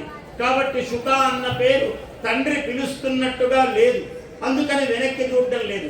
ఈ పేరు అక్కడ ఆకులో, కొమ్మలో, చెట్టులో, పుట్టలో, జింకలో, సింహములో అన్నింటిలో ప్రతిధ్వనిస్తోంది. అందువల్ల ఆయనకు స్పృహ లేదు, ముందుకు వెళ్ళిపోతూ ఉన్నాడు. అక్కడ కొంతమంది దేవతా స్త్రీలు స్నానం చేస్తుంటే హాయిగా వాళ్ళు స్నానం చేస్తూ ఉన్నారు. ఎప్పుడైతే 70 ఏళ్ళు దాటినటువంటి వ్యాస మహర్షి వచ్చాడో, బట్టలు కట్టుకున్నాడు. ఈయన పెద్దవాడు, గడ్డాల మీసాలు నెరిసినటువంటి వాడు. ఆయన వచ్చాడో ఆ స్త్రీలందరూ పరపురుషుడు వస్తున్నాడని గబగబా చెట్ల చాటుకు వెళ్ళి వస్త్రాలు చుట్టుకున్నారు. అది అంత గొప్పవాడు ఈ శుకుడు. అలాంటి స్థితిలో ఉన్నాడు ఇక్కడ జడభరతుడు, ఈ బ్రాహ్మణుడు కూడా. అందువల్ల ఆయనకి సర్వము బ్రహ్మభావనగా ఉన్నది, ఎక్కడా భేదము లేదు. ఆ సర్వము బ్రహ్మమయంగా జగత్తు కనపడుతున్నది. కాబట్టి నేను బరువు మోస్తున్నాను. ఇట్లాంటి మహాత్ములు చాలా మంది ఉంటారు లోకంలో. జనార్దన ఆనంద సరస్వతి అని ఒక మహానుభావుడిని నేను ఎరుగుదును. ఆయనకు 4.5 గంటల ఆపరేషన్ చేశారు, ఒక శస్త్రచికిత్స. ఆయనకి ఎటువంటి మందు అంటే అనస్థీషియా ఇవ్వకుండా 5 గంటల శస్త్రచికిత్సను ఎదుర్కొన్నాడు ఆయన. 5 గంటల పాటు శస్త్రచికిత్స జరిగితే మందు ఏమీ ఇవ్వలేదు. ఆయన సహించాడు. అంటే దేహము నాది కాదు అన్న భావన ఉంటే ఈ శరీరానికి ఉన్న బాధ కానీ సుఖము కానీ తెలియదు. అంత గొప్ప స్థితి. అలాంటి స్థితిలో ఉన్నాడు ఈయన, ఈ బ్రాహ్మణుడు. అందువల్ల బరువు మోస్తున్నావా అంటే బరువు నేనెట్లా మోస్తున్నాను అన్నాడు. ఈ చెక్కల మీద కదా నువ్వు కూర్చున్నావు, ఈ పల్లకి మీద, దీన్ని పల్లకి అంటున్నావు కదా, ఈ కర్రల మీద కూర్చున్నావు. నీవు కూర్చున్నప్పుడు నీ పాదాలు కదా నిన్ను మోస్తున్నాయి. ఆ నిన్ను మొయ్యటం అనేది నీ పాదాలు మోస్తున్నాయి, నీ పాదాలను పల్లకి మోస్తుందంటున్నావు. అది నా భుజం మోస్తుందంటున్నావు. నా భుజాలకు నా కటి ప్రదేశము నడుము బలము, ఈ నడుముకు తొడలు బలము, తొడలకు మోకాళ్ళు బలము, మోకాళ్లకు కాళ్ళు బలము, ఇవి మోస్తున్నాయి. కాళ్ళను భూమి మోస్తున్నది, నేనేం మోస్తున్నాను అన్నాడు. అంటే ఇంత సంబంధము లేకుండా అసంగతమైన భావన కావాలి. అంటే శరీరముతో నేను అనే భావన లేకుండా ఒక వివిక్త స్థితి, అంటే వివేక స్థితి, ఇది నాకు సంబంధం లేదు. అందుకనే మహాత్ముల దగ్గర సింహాలు పులులు వచ్చినా అవేం మీదికి పడవు. ఎందుకు అంటే ఇది నాది కాదు శరీరం అని ఎప్పుడైతే కూర్చున్నాడో దానికి తినాలనే భావన అనిపించదు. ఈ మనిషి మీద పడి నేనేదో చెయ్యాలి అన్న భావన దానికి రాదు. ఇది ఈయన నాది కాదనుకుంటున్నాడు. ఇప్పుడు అది చెట్టు మీద ఎక్కిందా? చెట్టు ఏమని అనుకుందా? అనుకోలేదు. ఆ పులి చెట్టు ఎక్కింది, మళ్ళీ దిగొచ్చింది, వచ్చి ఈయన మీద ఎక్కింది, తొడ మీద కూర్చుంది. ఆయనకేం భావన లేదు. అందువల్ల దానికి ఆ చెట్టెంతో రాయంతో ఈయన కూడా అంతే. అందువల్ల ఒక మనిషిగా భావించి ఈ రక్తమాంసాలను తినాలి అన్న భావన దానికి కలగదు. మహాత్ముల అరణ్యాల్లో హిమాలయాల్లో తపస్సులు చేశారంటే ఇట్లా. అలాగా ఈ జ్ఞాని ఆయనకి తత్వబోధ చేశాడు. ఆ రాజుకు చేసేప్పటికీ ఆయన బ్రహ్మజ్ఞానము కలిగి నన్ను శిష్యుడుగా స్వీకరించండి స్వామి అని కోరి అటువంటి శిష్యత్వమును ప్రసాదించాడు. ఇదే కాదయ్యా, ఈ బ్రహ్మభావన ఎలా ఉన్నది అంటే నీకు ఇంకొక ఉదాహరణ చెప్తాను ఆయన, నీకు ఈ తత్వము వంట పట్టడానికి అర్థం కావడానికి అని ఆయన ఒక కథ చెప్పాడు. ఎవరు?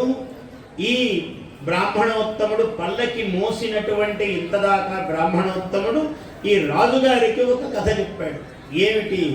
మనకు 18 మంది ప్రజాపతులు ఉన్నారు. 18 మందో 9 మందో మహాత్ములు. వాళ్ళ పేర్లు చాలా విస్తృతమైనవి. ఎవరు? మరీచి, రుచి, నారదుడు, పులహుడు, పులశ్చుడు, అత్రి, ఇట్లాంటి మహాత్ములు. వీళ్ళందరూ ప్రజాపతులు, అంటే బ్రహ్మతో సమానమైనటువంటి వాళ్ళు. వీళ్ళు ఈ జగత్తు యొక్క సృష్టి చెయ్యగలిగినంత శక్తి గలవాళ్ళు ప్రజాపతులు అంటే. దక్షుడు, కశ్యపుడు, వీళ్ళందరూ ప్రజాపతులు. ఇట్లా ప్రజాపతులు ఉంటే అందులో పులహుడు అనేటువంటి ప్రజాపతి యొక్క కుమారుడు నిదాఘుడు అనేవాడు ఒకడు ఉన్నాడు. పులస్త్యుడి యొక్క కుమారుడు నిదాఘుడు అనేవాడు ఉన్నాడు. ఈ నిదాఘుడు అనేవాడు ఒకనాడు ఆ పులస్త్యుడు ఒక మహానగరాన్ని నిర్మించాడు. దేవకి అనే నదీ తీరములో ఒక మహానగరాన్ని నిర్మాణం చేశాడు. ఆ మహానగరంలో తండ్రి గారు నిర్మాణం చేసిన మహానగరంలో ఒక పెద్ద ఒక తోట ఉన్నది, ఒక ఆరామం. ఆ తోట పక్కన వాడు ఒక ఇల్లు కట్టుకుని నివాసం ఉంటూ ఉన్నాడు ఈ నిదాఘుడు. నిదాఘుడు అనేవాడు నివాసము ఉండగా సాక్షాత్తు బ్రహ్మ కుమారుడు ఒక ఆయన ఉన్నాడు. రుభువు అని ఆయన పేరు. ఈ రుభు అనేటువంటి మహాత్ముడు తపస్వి బ్రహ్మ కుమారుడు ఈయనకు గురువు అయ్యాడు. ఎలా గురువు అయ్యాడు? ఒకసారి ఏదో ఉపదేశం చేశాడు. సరే, కాలం గడిచిపోయింది. 1000 ఏళ్ళు గడిచిపోయింది కాలం. 1000 ఏళ్ళు గడిచాక వీడు ఎలా ఉన్నాడో శిష్యుడు చూద్దామని వచ్చాడు. ఆయన మర్చిపోయాడు, ఈయన మర్చిపోయాడు. కానీ గురువుగారు గుర్తుపెట్టుకున్నాడు శిష్యుడిని చూడాలని. వీడు ఎట్లున్నాడో చూద్దామని వచ్చాడు. వస్తే ఆ దేశపు రాజు అక్కడ పెద్ద సైన్యంతో వెళ్ళిపోతున్నాడు. ఈయన సైన్యానికి చాలా దూరంగా నిలబడి నెమ్మదిగా నగరంలో ప్రవేశించాడు. ప్రవేశించి ఏమయ్యా, ఆ ప్రవేశించిన తర్వాత వాళ్ళందరూ సైన్యం అంతా వెళ్ళిపోయాక, రాజుగారు వెళ్ళిపోయాక ఈయన వచ్చాడు. వస్తే ఎవరండి మీరు? ఈ సైన్యం అంతా వెళ్ళిపోయాక ఎందుకు పక్కగా నిలబడి ఇప్పుడు వస్తున్నాడు అన్నాడు. అంటే ఆ రాజుగారు వెళుతున్నారు కదా అండి, ఆ రాజుగారు సైన్యము అంతా వెళ్ళిపోని అని నేను పక్కన నిలబడ్డాను అన్నాడు. సంసర్గ దోషం ఏర్పడుతుంది, రాజులు అంటే అక్కడ సైన్యము, వాళ్ళు ఎవరినో యుద్ధం చేయటము, చంపటము ఇలాంటివన్నీ ఉంటాయి కదా, అలాంటి వాళ్ళని తాకితే నాకు పాపము సంక్రమిస్తుందని దూరంగా ఉన్నాను అన్నాడు. అంటే బాగానే ఉందండి, అసలు ఆయన రాజని మీకెట్లా తెలుసు అన్నాడు. అంటే అంత పెద్ద ఏనుగు మీద ఎక్కి కూర్చున్నాడు కదా, అందువల్ల ఆయన రాజు అన్నాడు. ఏనుగు ఎక్కి కూర్చున్నాడు కాబట్టి రాజు అని అన్నాడు. ఇప్పుడు నేను మీ మీద ఎక్కి కూర్చున్నాను అనుకోండి, నేను రాజును అవుతానా అన్నాడు. శిష్యుడు అంటే ఓహో వీడికి కొంచెం జ్ఞానం కావాలి అనుకున్నాడు గురువు గారు. అనుకుని ఎక్కి కూర్చున్న ప్రతివాడు రాజుగాడు, ఆయన రాజు, నువ్వు జ్ఞానంలో రాజు కావాలి అన్నాడు. నువ్వు జ్ఞానం సంపాదించి రాజుగా కావాలన్నాడు. నాకు జ్ఞానోపదేశం చేయండి మరి అన్నాడు. చేస్తాను నాయన. ఏమిటంటే దేని మీదైనా ఎక్కి కూర్చోవటం అన్నది, మనం దీని మీద కూర్చున్నామనే అహంకారం రానంత వరకు నిన్నది మోస్తుంది. అందుకని నీవు ఎక్కి కూర్చుంటే రాజువు కాదు, అది నిన్ను గౌరవంగా మోస్తే నువ్వు రాజు అవుతావు. అప్పుడు జ్ఞానము కూడా అంతే అన్నాడు. ఓహో అట్లనా అన్నాడు. జ్ఞానమైన జ్ఞాన సింహాసనం మీద ఎప్పుడు కూర్చుంటావు? నేను జ్ఞానిని అని నీకు అహంకారం రానంత వరకు నువ్వు జ్ఞాన సింహాసనం మీద కూర్చుంటావు. మామూలు లోకంలో సింహాసనం కూడా అంతే. నేను రాజును అనుకున్నప్పుడు ఎప్పుడైతే అనుకుంటాడో అప్పటి నుంచి పడిపోవటం మొదలవుతుంది రాజన్న వాడికి. నేను రాజును అని ఎప్పుడు అహంకరిస్తాడో అప్పటి నుంచి పడిపోవడానికి మెట్లు తయారవుతూ ఉంటాయి. నేనేముంది, ఇది నాకు పరమేశ్వరుడు ప్రసాదించాడు సింహాసనము, నేను సామాన్యుడను, నా ప్రతిభ ఎంత, నా శక్తి ఎంత, అఖిల బ్రహ్మాండములను పరిపాలించే నారాయణమూర్తి కదా ఉన్నాడు మహావిష్ణువు, ఆయన కదా రాజు. భూపాదవు అన్నాడు, భూమి పాదములట ఆయనకి. యస్య నాభిర్వియత్, ఎవరి యొక్క బొడ్డు వియత్, ఈ అంతరిక్షమంతా ఆయన యొక్క బొడ్డు అన్నాడు. యస్య నాభిర్వియత్ అసురనిలః, ఈ మొత్తము బ్రహ్మాండ మండలంలో ఉన్న వాయువంతా ఆయన ఉచ్ఛ్వాస నిశ్వాసములు అన్నాడు. అసురనిలః చంద్రసూర్యౌ చ నేత్రే, చంద్రసూర్యులిద్దరూ ఆయన కన్నులు. చంద్రసూర్యౌ చ నేత్రే కర్ణావాశాః, దిక్కులన్నీ ఆయన చెవులు. ముఖమపి దహనః, ముఖమే అగ్ని అన్నాడు, అగ్ని ఆయన ముఖము. ముఖమపి దహనః యస్య వాస్తేయమబ్ధిః, వాస్తేయం అంటే నివాసం, అబ్ధిః సముద్రమే ఆయన నివాసం. ఎవరికన్నా సాధ్యం అండి సముద్రము నివాసంగా ఉండటం అన్నది? ఆయనకి సాధ్యం. అందుకనే ఆయన మహావిష్ణువు నారాయణుడు. సముద్రం చూసి అక్కడి నుంచి చూసి ఇక్కడ గజగజగజగి వణుకుతా ఉన్నాను. అందుకని ఆయన నారాయణమూర్తి. నారాయణం నారం జలం అయనం యస్య సహా. నారం అంటే జలము, నారం అంటే జ్ఞానము, దానిని అయనముగా ఆధారముగా ఇల్లుగా కలవాడు. అదే ఆయన నడిచేటువంటి పద్ధతి. ఆయన నారాయణుడు అన్నాడు. అందువల్ల భూపాదౌ యస్య నాభిర్వియదసురనిలః చంద్రసూర్యౌ చ నేత్రే కర్ణావాసాః శిరోద్యౌః, ఈ ద్యౌః అంతరిక్షమంతా కూడా ఆయన శిరస్సు అన్నాడు. కర్ణావాసాః శిరోద్యౌః ముఖమపి దహనః యస్య వాస్తేయమబ్ధిః అంతస్థం యస్య విశ్వం, ఆ ప్రపంచమంతా కూడా ఆయన కుక్షిలోనే ఉన్నదట. అంతస్థం యస్య విశ్వం సుర నర ఖగ గోభోగి గంధర్వ దైత్యైః. సుర నర ఖగ అంటే పక్షులు, గో భోగి అంటే సర్పములు, గంధర్వులు దైత్యులు రాక్షసులు, వీళ్ళందరితో కూడా చిత్రం రం రమ్యతేతం, ఎప్పుడు అందరితో ఆనందిస్తూ ఉంటాడట. రం రమ్యతే, అతిశయేన రమ్యతే, రమ్యతే ఇది రం రమ్యతే. చిత్రం విచిత్రముగా, చిత్రం రం రమ్యతేతం త్రిభువన వపుషం, మూడు లోకములు ఆయన శరీరం. ఈ భూమి ఇవన్నీ పాదములు, మధ్యలో అంతరిక్షము ఇదంతా కడుపు, ఊర్ధ్వము శిరస్సు అదంతా ఊర్ధ్వలోకములు. మొత్తం ఆయన శరీరమే ఉన్నది. మూడు భాగాలు, ఊర్ధ్వలోకము, మధ్యమలోకము, పాతాళలోకములు. కింద 7 పైన 7, 14 భువనములు ఆయన శరీరమే ఉన్నది.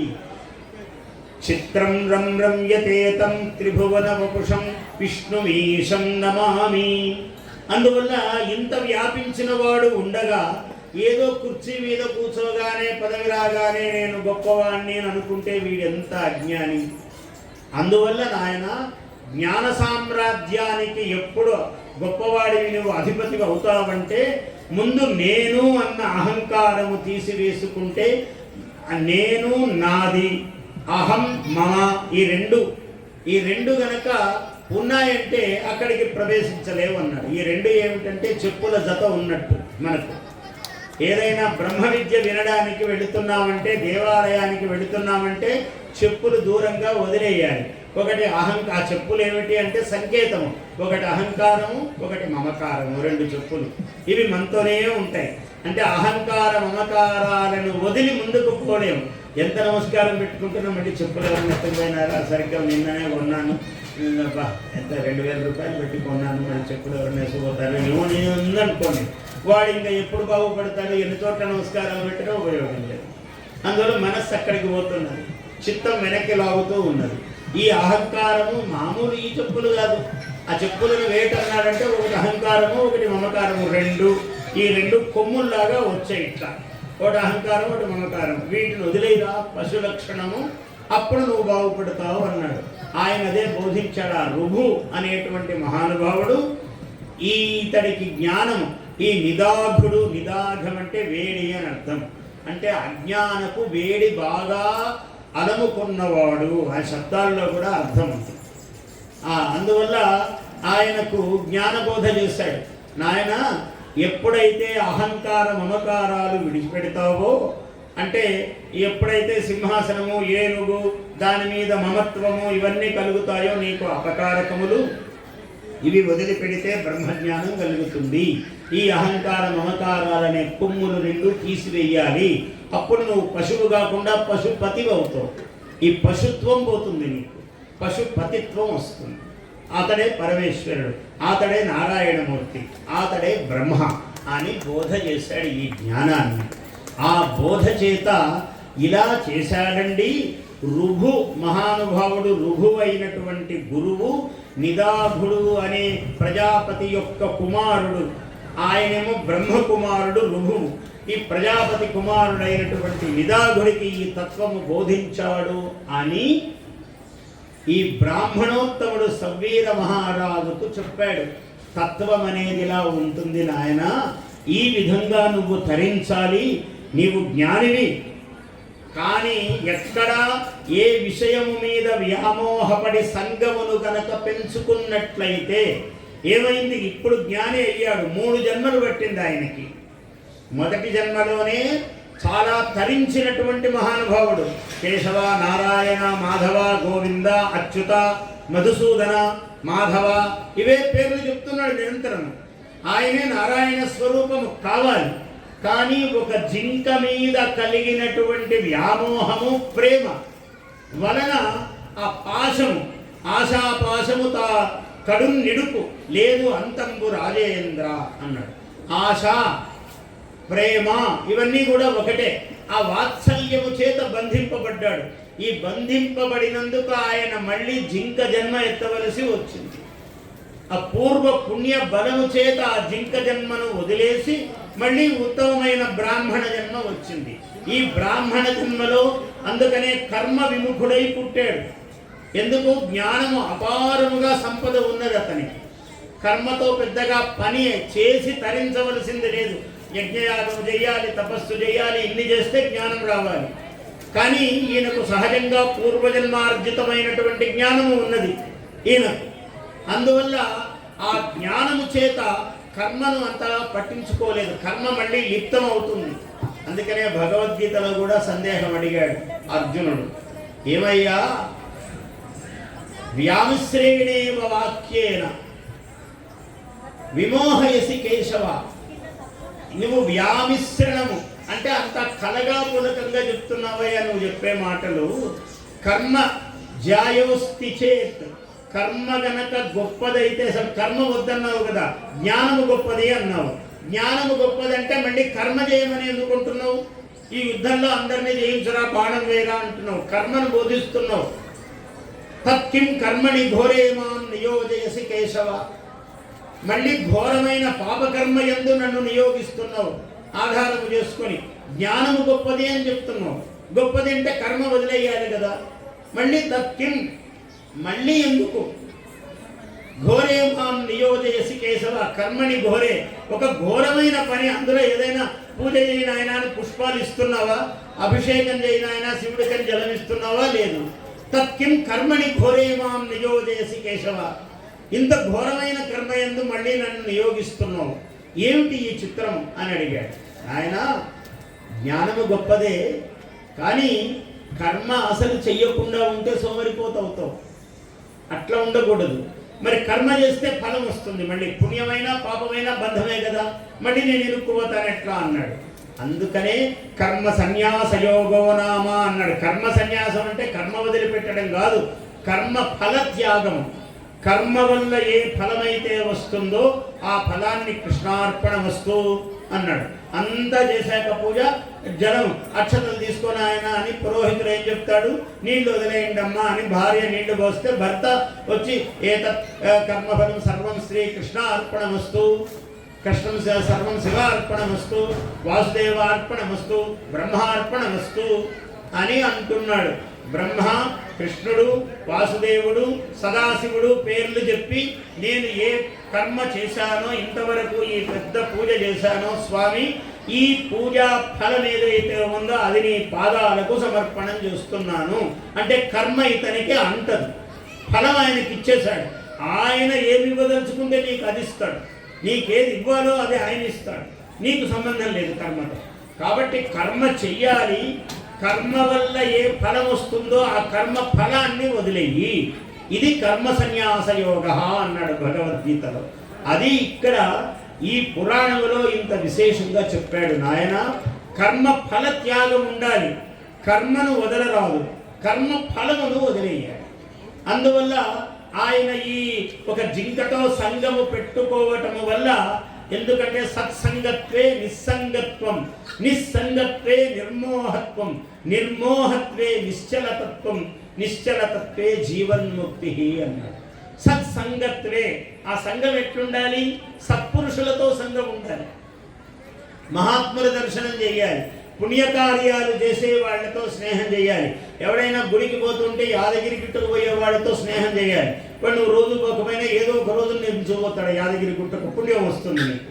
కాబట్టి సత్సంగత్వే నిస్సంగత్వం, ఈ సత్సంగములో నిస్సంగము అంటే కర్మతో సంగము దూరం అవుతుంది, ఆ కర్మ సంగము నుంచి బయటపడతావు నువ్వు.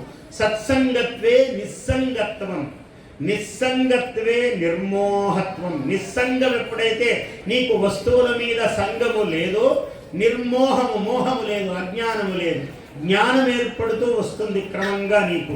ఇది మంచి, ఇది చెడు, దీనితో మనకు అవసరము లేదు, ఇది కూడా అవసరము లేదు, అన్ని దేనితోనూ అవసరము లేని ఒక స్థితి వస్తుంది.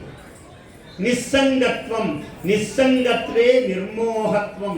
నిర్మోహము ఎప్పుడైతే వస్తువుల మీద మనుషుల మీద మోహము లేదో, నిశ్చలతత్వం, మనిషి నిశ్చలముగా అవుతాడు, చాంచల్యము ఉండదు. నిశ్చలతత్వే జీవన్ముక్తి అన్నాడు. నిశ్చలతత్వం ఎప్పుడైతే వచ్చిందో అప్పుడు మానవుడు జీవన్ముక్తుడు. అంటే బ్రతికి ఉంటాడు, అన్నింటిలో ఉంటాడు, కానీ దేనికి అంటడు. అటువంటి ఒక ఉత్తమమైనటువంటి జ్ఞాన దశ ఏర్పడుతుంది.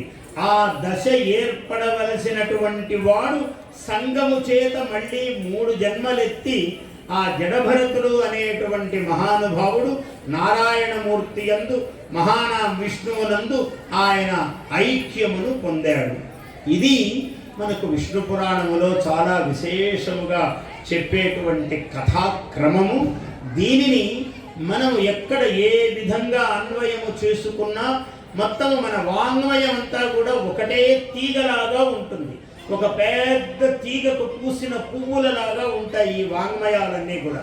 మీకు విష్ణు పురాణములో ఏం చెబుతాడో భగవద్గీతలో అదే చెప్తాడు, అదే భారతములో ఉంటుంది, అదే భాగవతములో ఉంటుంది. అన్నింటికన్నా ముందు చెప్పిన రామాయణంలో కూడా ఇదే ఉంది. కథలు వేరుగా ఉండొచ్చు, బయటికి వాటి యొక్క స్వరూపాలు వేరుగా ఉండవచ్చు, కానీ అంతస్తత్వము లోపలి లక్షణం అంతా ఒకటిగానే ఉంటుంది. పువ్వు యొక్క రూపము వేరు, ఒకటి తెల్ల పువ్వు, ఎర్ర పువ్వు, పచ్చ పువ్వు, నీలం పువ్వు ఇలా ఉంటుంది.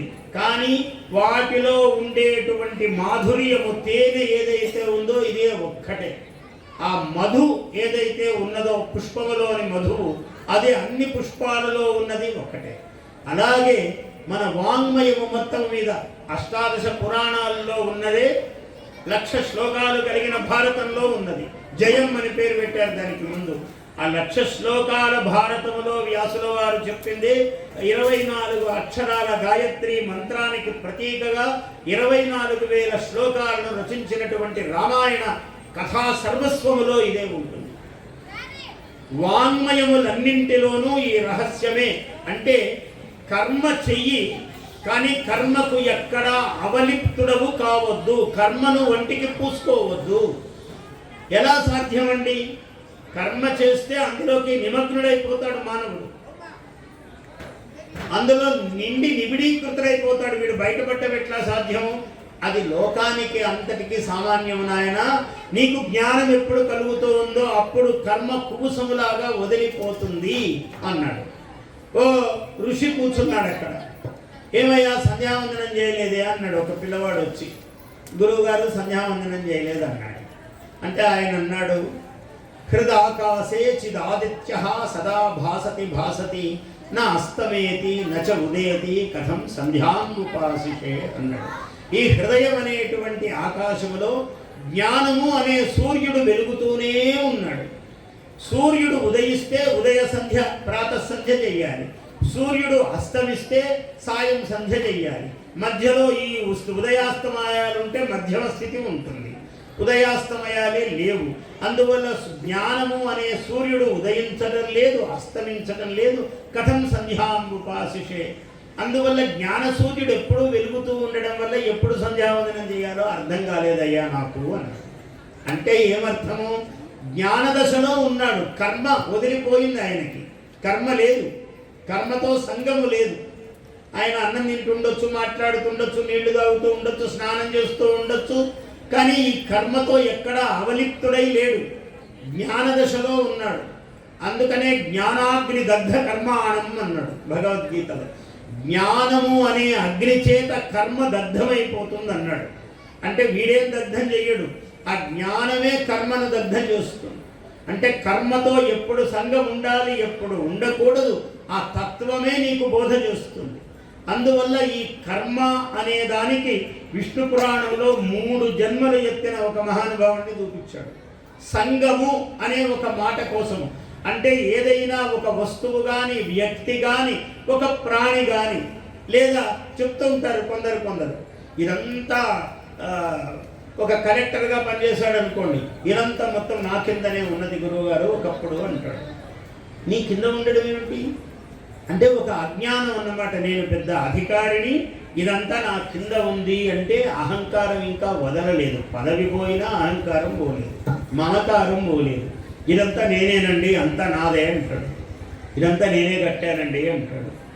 అంటే అహంకారం వచ్చేస్తూ ఉంటుంది, మమకారం లాగుతూ ఉంటుంది. ఇదంతా నాదేనండి అంటాడు.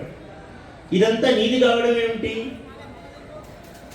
ఎంత బాగా చెప్పారు ఆచార్య భగవత్ శంకరులు. అంటే సాముద్రోహితరంగ న సముద్రస్తారంగీన అన్నాడు. సముద్రానికి సంబంధించింది అల లేచి ఈ సముద్రం ఇదంతా నాదే, నేను అలను అన్నదనుకోండి. ఒక అల లేచి కోటాను కోట్ల అలలో ఇది ఒక అల. ఈ అల ఈ సముద్రం అంతా నాదే, నేను ఇక్కడి నుంచే వచ్చాను అని అన్నదనుకోండి. కాబట్టి అలకు సంబంధించిన సముద్రము కాదు, సముద్రానికి సంబంధించింది అల. అందుకనే ఓ భగవన్, ఓ మహావిష్ణు, నేను నీకు సంబంధించిన వాడని, నీవు నావాదివి అని అనరాదు, అహంకారం అవుతుంది. విష్ణువు అన్నవాడు సర్వవ్యాపి.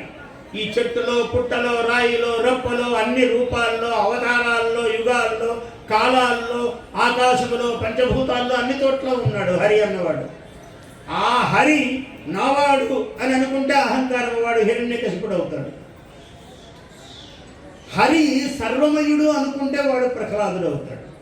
హరి నీకు సంబంధించిన వాడిని నేను నీ భక్తుణ్ణి అనుకుంటే వాడు ప్రహ్లాదుడు. నీవు నావాడివి, నా అధీనంలో ఉన్నవాడే అని ఉంటే వాడు హిరణ్యకశిపుడు అవుతాడు. అది భేదం ఇద్దరికి మధ్యలో. అందువల్ల విష్ణు పురాణంలో ఏం చెప్తున్నాడు ప్రధానంగా అంటే, అహంకార విమూఢాత్ముడు కాకుండా ఏ మానవుడు తత్వజ్ఞుడు అవుతాడో, ఎవడైతే లోక సంగము లేకుండా జీవనమును సాగిస్తాడో వాడు మహావిష్ణువుకు దగ్గరివాడు. మహావిష్ణువే అవుతాడు, దగ్గరివాడు కూడా కాదు. సారూప్యముక్తి, అదే రూపమును పొందుతాడు. సాయుజ్యముక్తి, వాడే అయిపోతాడు. కాబట్టి తాదాత్మ్యము చెందడానికి భగవంతుడితో కావలసినటువంటి అర్హత ఏమిటి అంటే, అహంకారమును వదిలేయటము, మమకారమును వదిలేయటము, స్వాత్మాభిమానమును వదిలేయటము, నీవే నేను నేనే నీవన్న ఏకత్వ భావన తెచ్చుకోవటము, లోక సంగమునకు ప్రాధాన్యము లేకుండా ఉండటము. ఈ గుణాల వల్ల మహాత్ములు, వాడు మహాత్ముడు అనిపించుకుంటాడు, వాడు మహావిష్ణువు అనిపించుకుంటాడు. అటువంటి వాడు అని కర్మ చేత గాని, ప్రాణుల చేత గాని, వస్తువుల చేత గాని, ప్రపంచము చేత గాని ఎక్కడా సంగము ఉండరాదు. ఆ సంగము ఉండటం వల్ల మద్భక్తాః మన్మనాః భూత్వా నాయందే మనస్సు కలవాడై మామేవ ఏష్యతి. అటువంటి వాడెవడైతే ఉంటాడో నన్నే పొందుతాడు, అతడు నేనే అవుతాడు కాలాంతరములో, యుగాంతరములో అన్నాడు.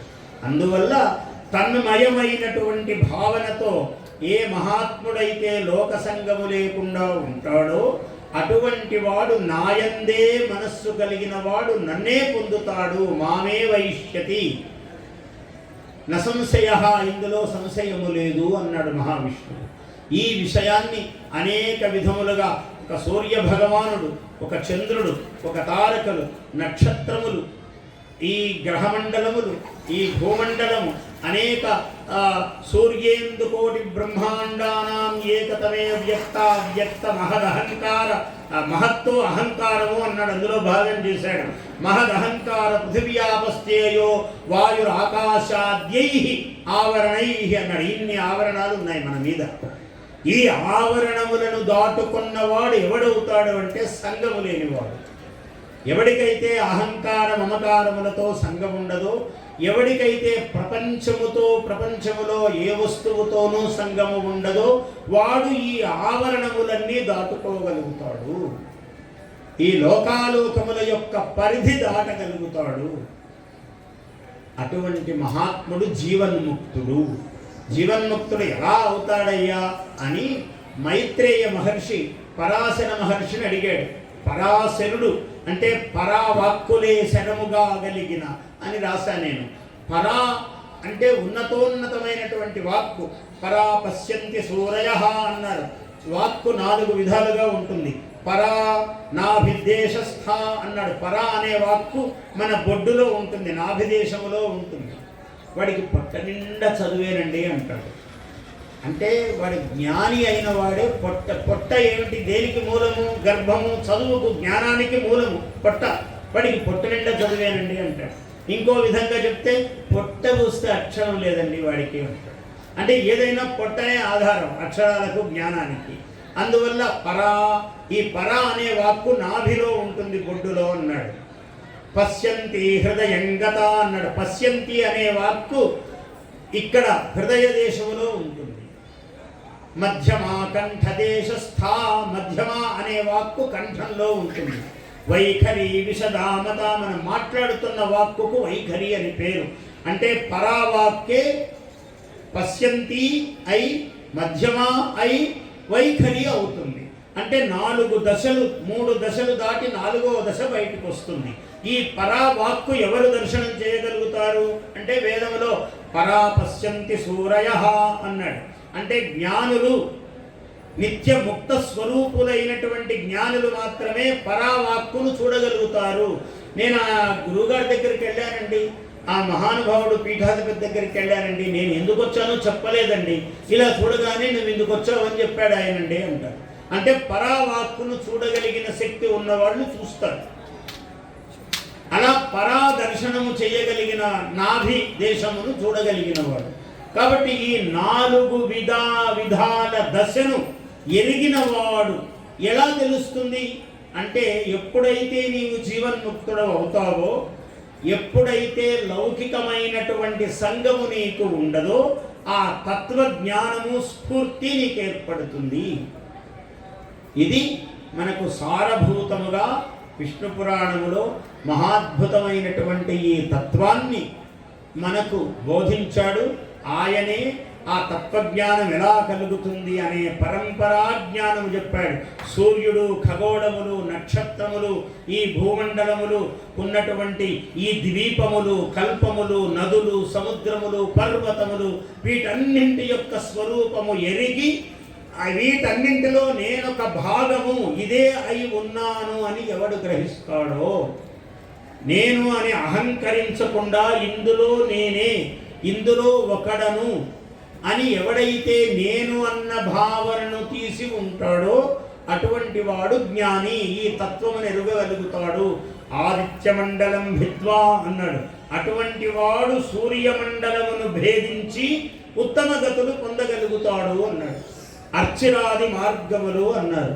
ఆ సూర్యమండల మార్గం ఎలా ఉంటుంది అంటే, అర్చిహి అంటే జ్ఞాన మార్గం, అర్చిహి అంటే జ్యోతి. అందుకనే సూర్యుడు, అగ్ని, 2 దేవతలు ప్రధానమైన వాళ్ళు. సూర్యుని యందు అగ్ని తేజస్సు ఉంటుంది, అగ్ని యందు సూర్య తేజస్సు ఉంటుంది. ఈ 2 తేజస్సులు కలిగి జలముల యందు ఉంటాయి.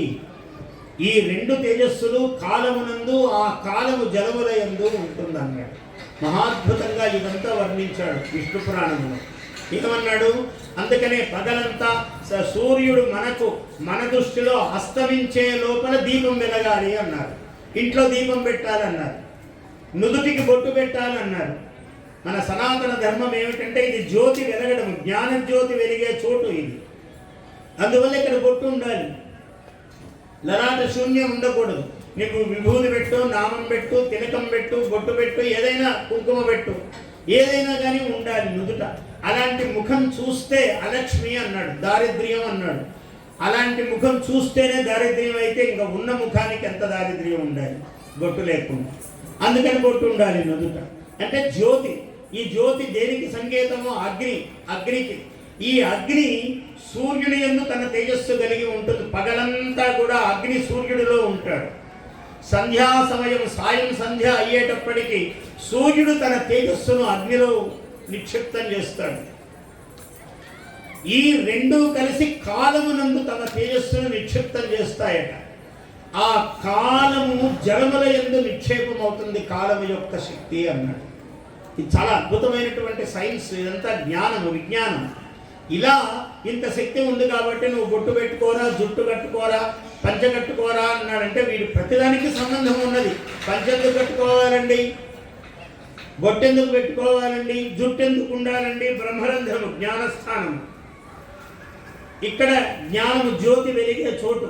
ఇది పరిపక్వమైన పండేటువంటి స్థితి. ఇలా ఒక్కొక్క శరీర అవయవాలకి ఇవన్నీ సంబంధం ఉన్నాయి.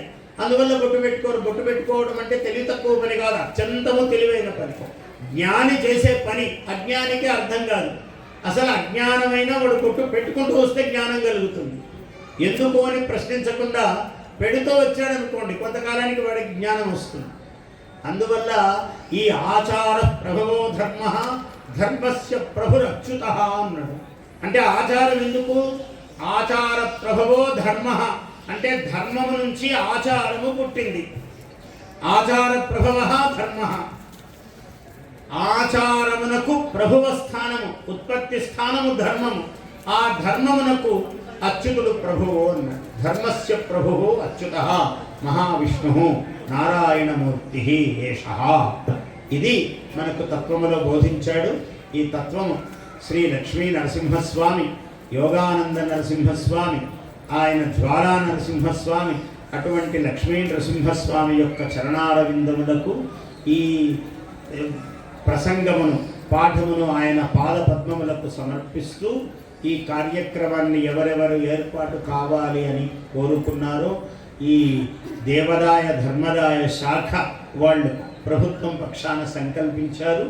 వాళ్ళు నన్ను అడిగారు. దాని పక్షాన ప్రిన్సిపల్ సెక్రటరీ గారు, అలాగే మంత్రివర్యులు, అలాగే గోవిందహరి గారు, అట్లాగే ఇక్కడ ఈ కార్యనిర్వహణాధికారి గారు, వీళ్ళందరి పక్షాన ఝాన్సీ గారు, నేను అందరినీ ఆశీర్వదిస్తున్నాను. ఎవరెవరైతే ఈ సత్సంకల్పం చేశారో ఇక్కడ ఈ స్వామి చరణారవిందముల దగ్గర నాగఫణి శర్మ ప్రసంగం చెయ్యాలి అని ఇది నేను మహాభాగ్యముగా భావిస్తున్నాను. నాకు చాలా ఇష్టదైవము లక్ష్మీ నరసింహస్వామి, యాదగిరిగుట్ట లక్ష్మీ నరసింహస్వామి అందులో నా ఇష్టదైవము. ఇక్కడ ఉన్న లక్ష్మీ నరసింహస్వామి, లక్ష్మీ నరసింహుడు ఎక్కడున్నా ఇష్టుడే ఒకటే, అందులో ఇక్కడున్న స్వామి ఇంకా ప్రత్యేకం.